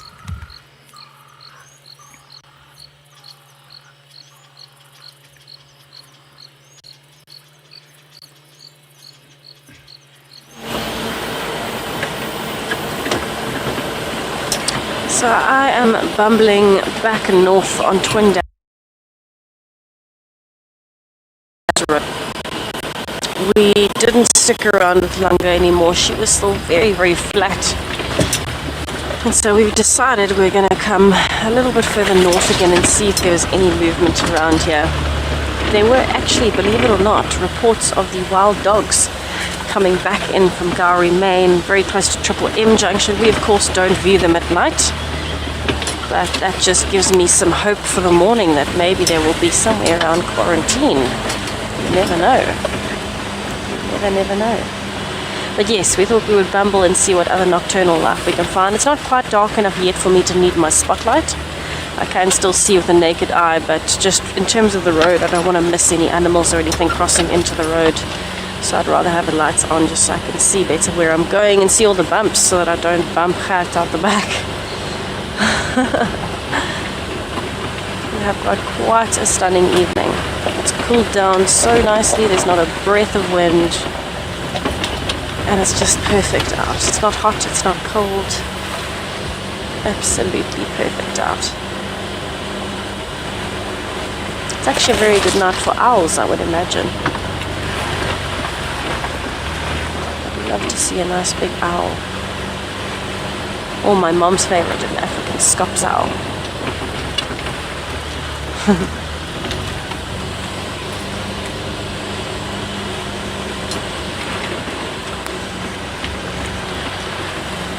We have been having a lot of spider webs, which is unusual. Normally there's a lot more spider webs, but for the season there haven't been that many spider webs. And in the last 2 days, but particularly today, I'm noticing a lot more spider webs across the roads, along the brush on the sides, even in camp. So maybe our smaller life is slowly starting to return back to its normal level. Not quite there yet, but slowly getting there. It would be lovely to see a lot more of the smaller creatures. So I actually want to go and just check past Gowrie Dam and see if there might be anything that's come down. It's a good time for elephants.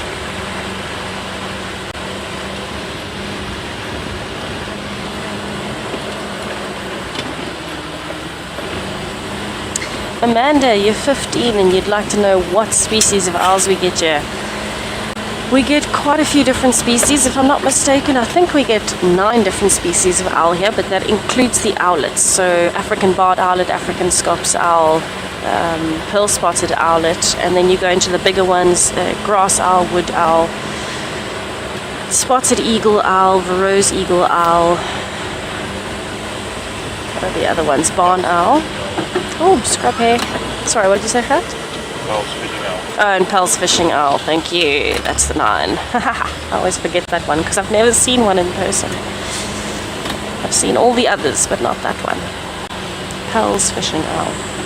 So there's 9 species that we get here. I'm sure occasionally you might find the odd owl that shouldn't actually occur here naturally and then it pops up. That does tend to happen with a few of the different bird species. I know that happened with the Malagasy pond heron that arrived in KwaZulu-Natal, and it should be on Madagascar. So these things do happen. But luckily they don't happen too often because that can affect the natural balance and flow of the ecosystem where you are. The species, they all have a knock-on effect. So if you change something at one level, you must expect that things below and above that level are going to change, whether it's introducing a new predator or taking one out. But this would have to be on a totality scale, so it wouldn't be just introducing one individual, it would be introducing many individuals into the environment of that species.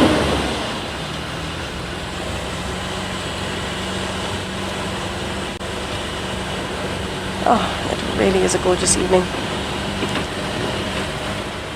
I'm trying to think where those wild dogs might end up for tomorrow morning.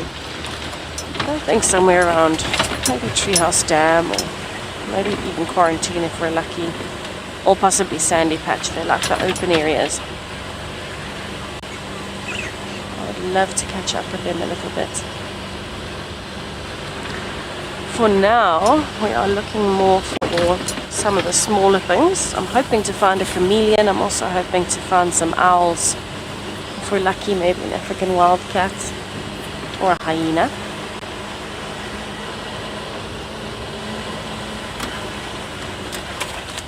There's a lot of crested roller in the road.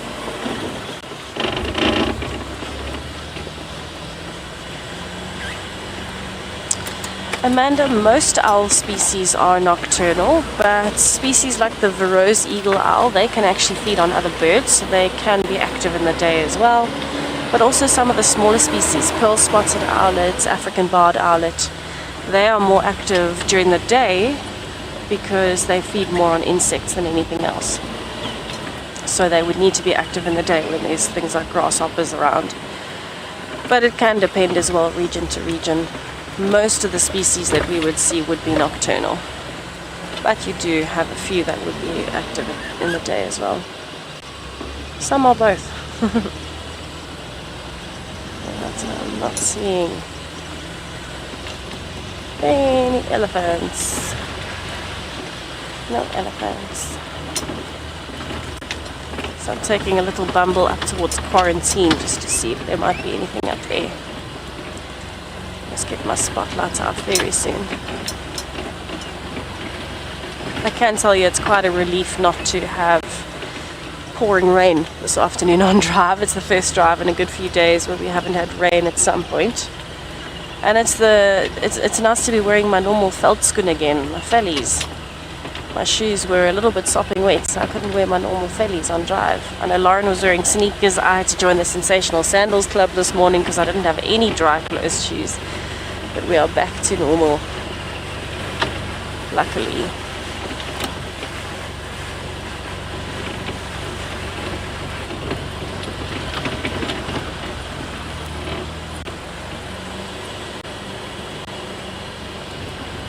Ooh, a Janet William. That is a brilliant suggestion. Yes, I think I'd also love to see a Janet tonight.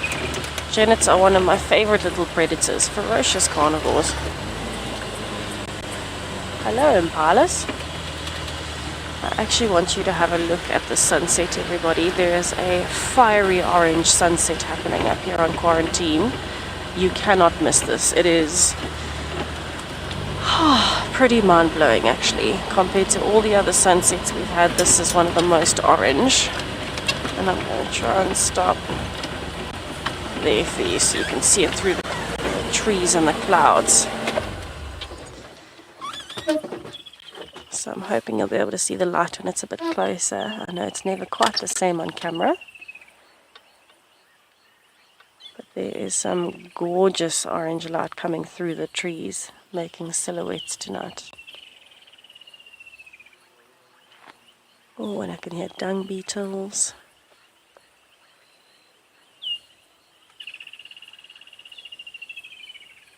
It really is quite beautiful up here tonight.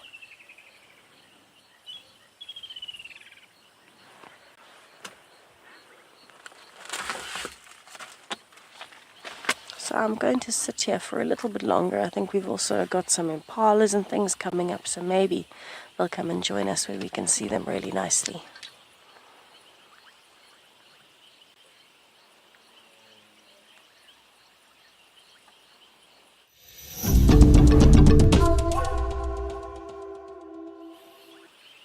Right, so while we just appreciate those colors changing, let's have a listen to all of the sounds. I'm sure there are some other animals that will be coming to join us, and I'd love to hear them approaching as they come slowly. And we watch that light change with all of the frogs in the background.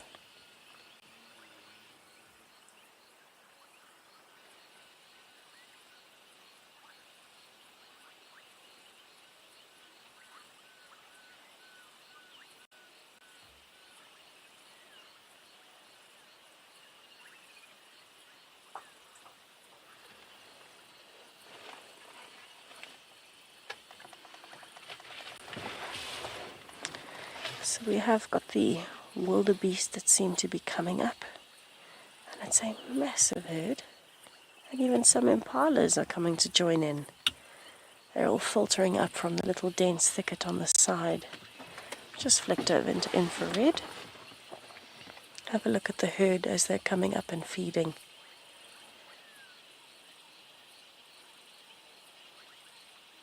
Absolutely gorgeous to see so many wildebeest together.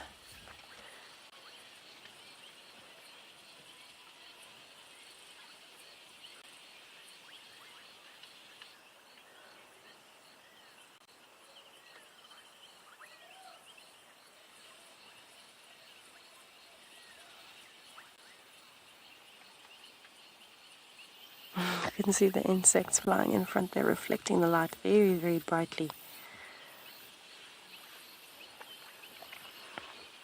It's always a calming scene when you get to sit and just appreciate as the wildlife come closer.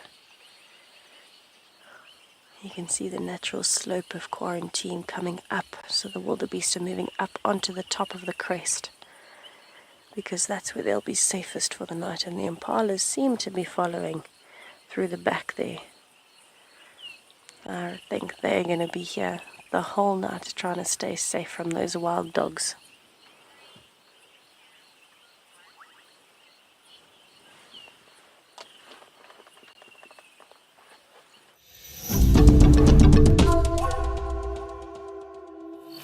The lions are all very mobile. Well, semi-mobile.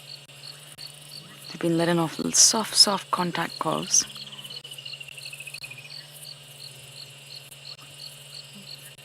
And Owen thought purple eye was there, but I have to say I'm not entirely sure. Maybe one. And now for me, without a monitor, I am completely blind, I'm afraid. But this will be our last little moment or two with the lions. And it's been so wonderful, honestly, to just see those sub-adults again. And recognize them, you know.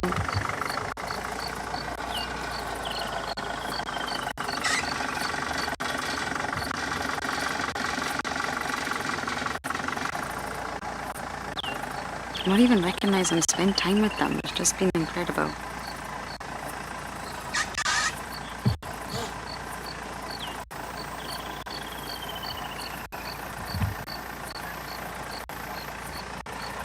Joshua, I didn't get that, I'm afraid, FC. Didn't get that comment. Bless you.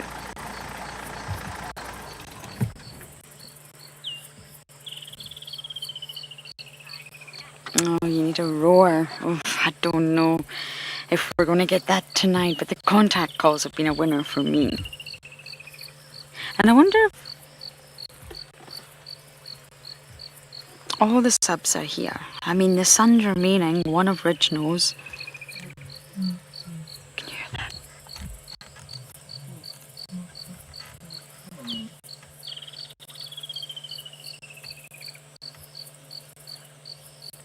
Trust them all to be moving behind the vehicle.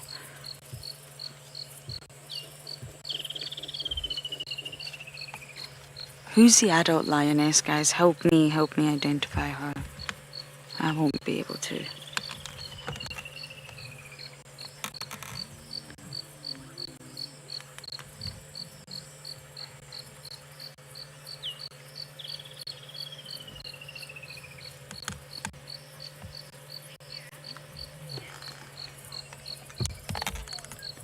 Okay, this will be our last little sighting of the Incohumans, but it's been a wonderful one. And we are going to send you guys over to Tessa now and see what she has for you.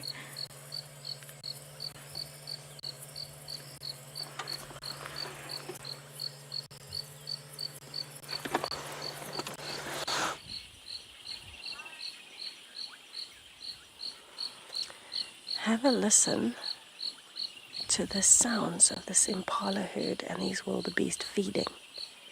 You can actually hear them ripping grass out of the ground as they're feeding. And it sounds like a bit of a stampede.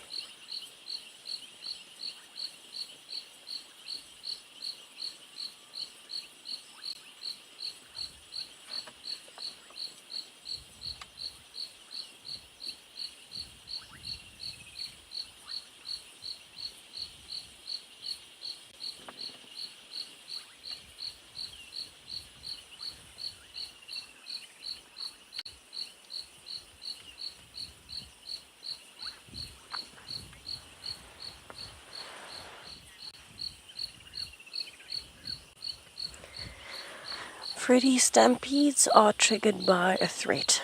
So usually it would be something like a predator, but only in the instance where the herbivores that are stampeding feel that there is no other option. Maybe they're in a bit of an enclosed area. Maybe there is a calf that is in danger. Buffaloes will do that quite often. But usually it has to be some form of threat, like maybe a lion or a leopard. I would assume it happens more with lions.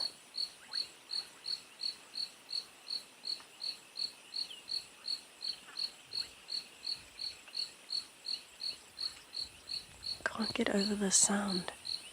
I've never heard it so loudly before.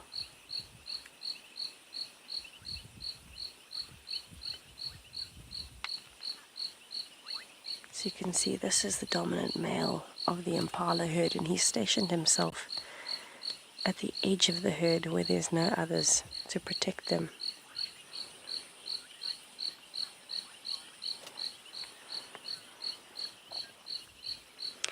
Veronica, no, we don't usually get interspecies conflicts between herbivores, so I've never seen or heard of a wildebeest having a fight with an impala. It doesn't make sense to waste your energy and possibly get injured fighting with a species that poses no threat to you. They eat different layers of grass and they don't steal each other's women, so there's no need for them to be fighting. The only cases I've heard of where there's different herbivore species that interact, often between things like elephants and buffaloes, or elephants and rhinos, or rhinos and buffaloes. The bigger animals will compete, but it's mostly around watering holes. This impala is looking in very good condition. All of them are.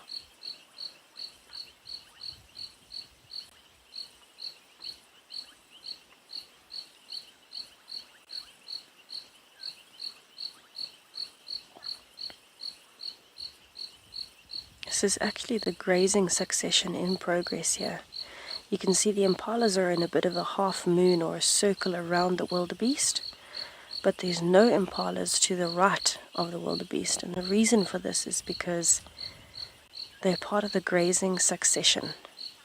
So those wildebeest are leading the way up to the top, and the impalas are following as a herd behind, because the impalas would rather eat the herb layer of the grass, which is the very, very bottom layer closest to the soil. But the wildebeest will be eating the top sections of the grass. Them, zebras, impalas, all of the antelopes that eat grass, they will be working together in this grazing succession. And what it basically means is an impala can't get to the herb layer of grass by eating the top layers of the grass, because then they would be eating too much low quality food. Yeah, we're just going to wipe the lens quickly. I think there's a spider web on it. But essentially, to get to the herb layer, the impalas need the wildebeest to feed first on the top layer, and then the impalas will have access to the bottom layer. And it works usually from biggest to smallest, and it's actually because of the way their digestive systems work. Smaller animals usually have a more efficient digestive system because they need less energy, where larger animals, like an elephant, has a very inefficient digestive system, so it needs a lot more food intake to get the same amount of energy that a small animal would need from a small amount of food. So the way it works, it sounds a bit confusing, but a wildebeest, one of these from this herd, from this implausibility, would need a large amount of low quality food because their digestive system can't process high quality food, so they need to have a lot of low quality to keep it moving through the system at a steady rate. Impalas, however, being smaller, they need a low amount of high quality food because their digestive system works better. They can eat less, digest it better, and then have the same result as the wildebeest having to eat for a large amount of time and a large amount of food for the same energy. And so it's called the grazing succession, which is why I was very happy to see the zebras here this morning, because they also form an integral part of that system. They will follow each other around from bigger to smaller and eat the same pieces of grass, but just at different layers. Very, very interesting.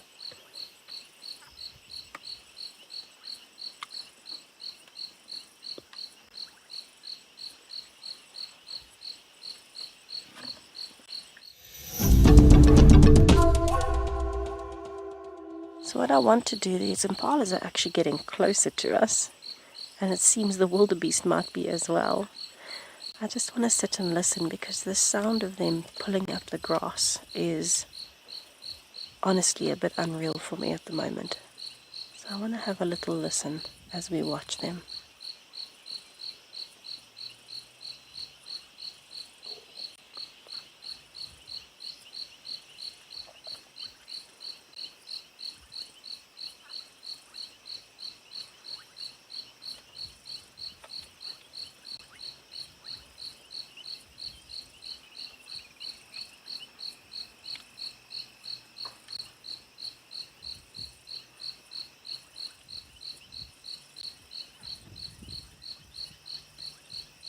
It almost sounds a bit like raindrops or footprints. Very loud footsteps, maybe, all of them moving at once.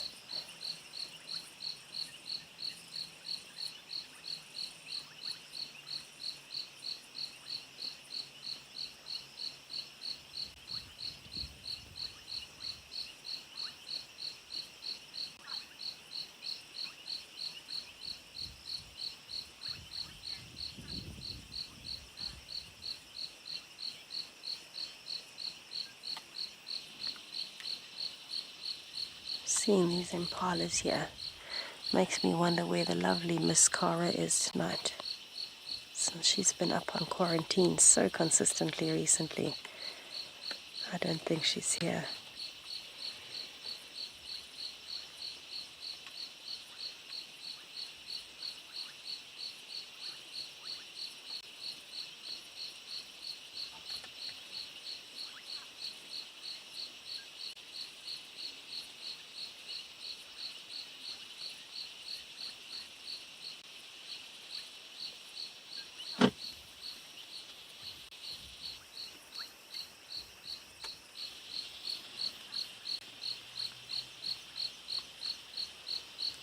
Beautiful, peaceful scene to be taking in.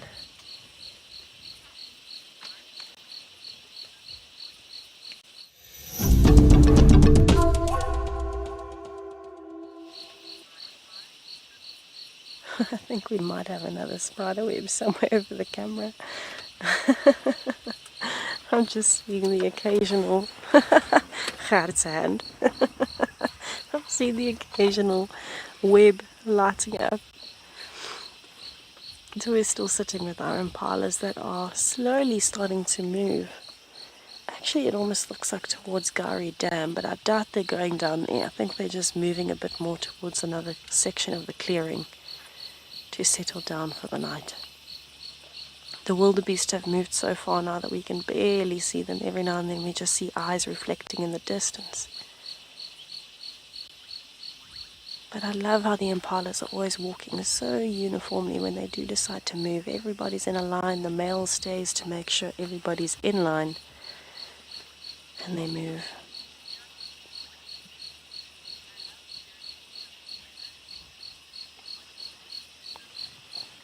Leroy, I agree. It is wonderful when we get to have a few different animals together. And I think that's why we got so excited this morning when we saw the zebra. Something scared the wildebeest and they came running a bit closer.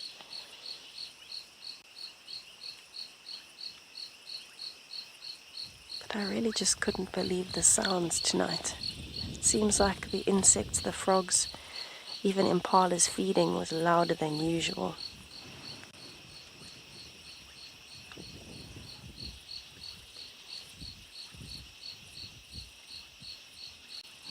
See a few bachelors mixed in between the herd.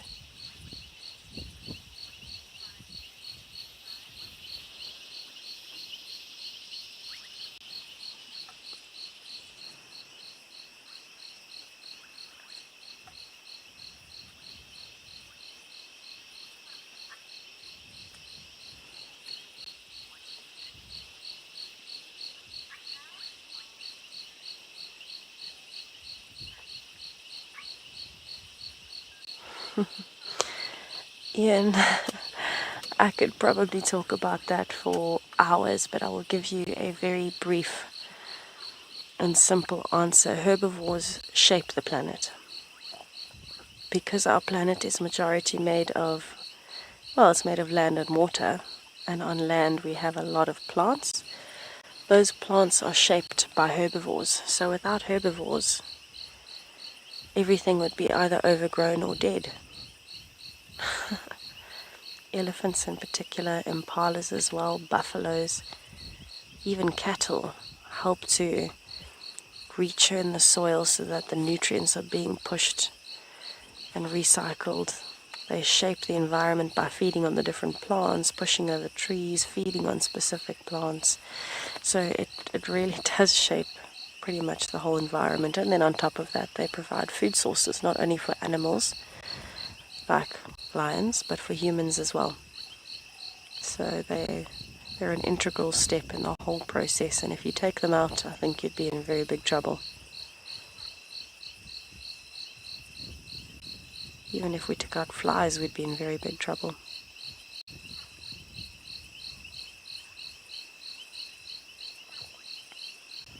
Probably one of the most underrated things on the planet is a dung beetle.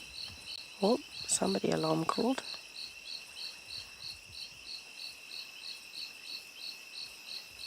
You could see how everybody looked up straight away. Very alert.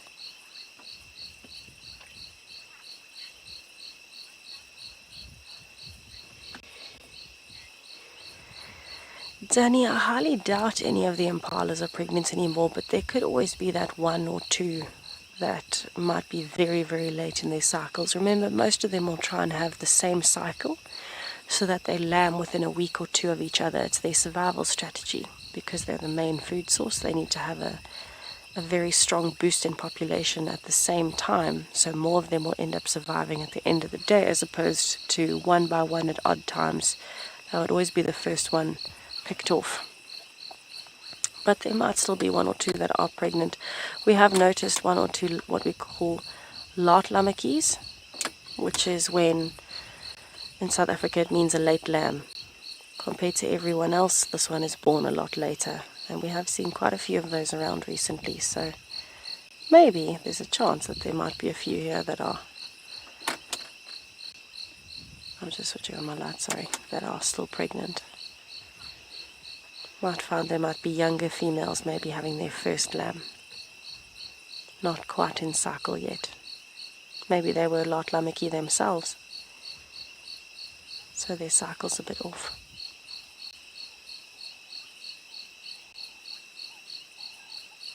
I love all those eyes in the background, the wildebeest looking at us.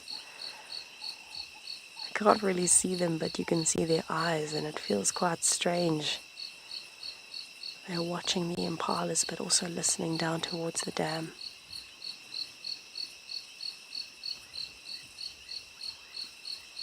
But it really is one of the most peaceful and tranquil ways that you could end an afternoon, I think. Seeing all of these impalas and wildebeest just happily feeding and moving along in the evening with such stunning sounds around us. We would really, really like to thank you for joining us on safari this afternoon. It's been such a pleasure driving you, sharing Langa and the lions and everything in between. And we are looking forward to having you on board with us again tomorrow morning. But please don't sleep in. Come and join us for some surprises tomorrow morning.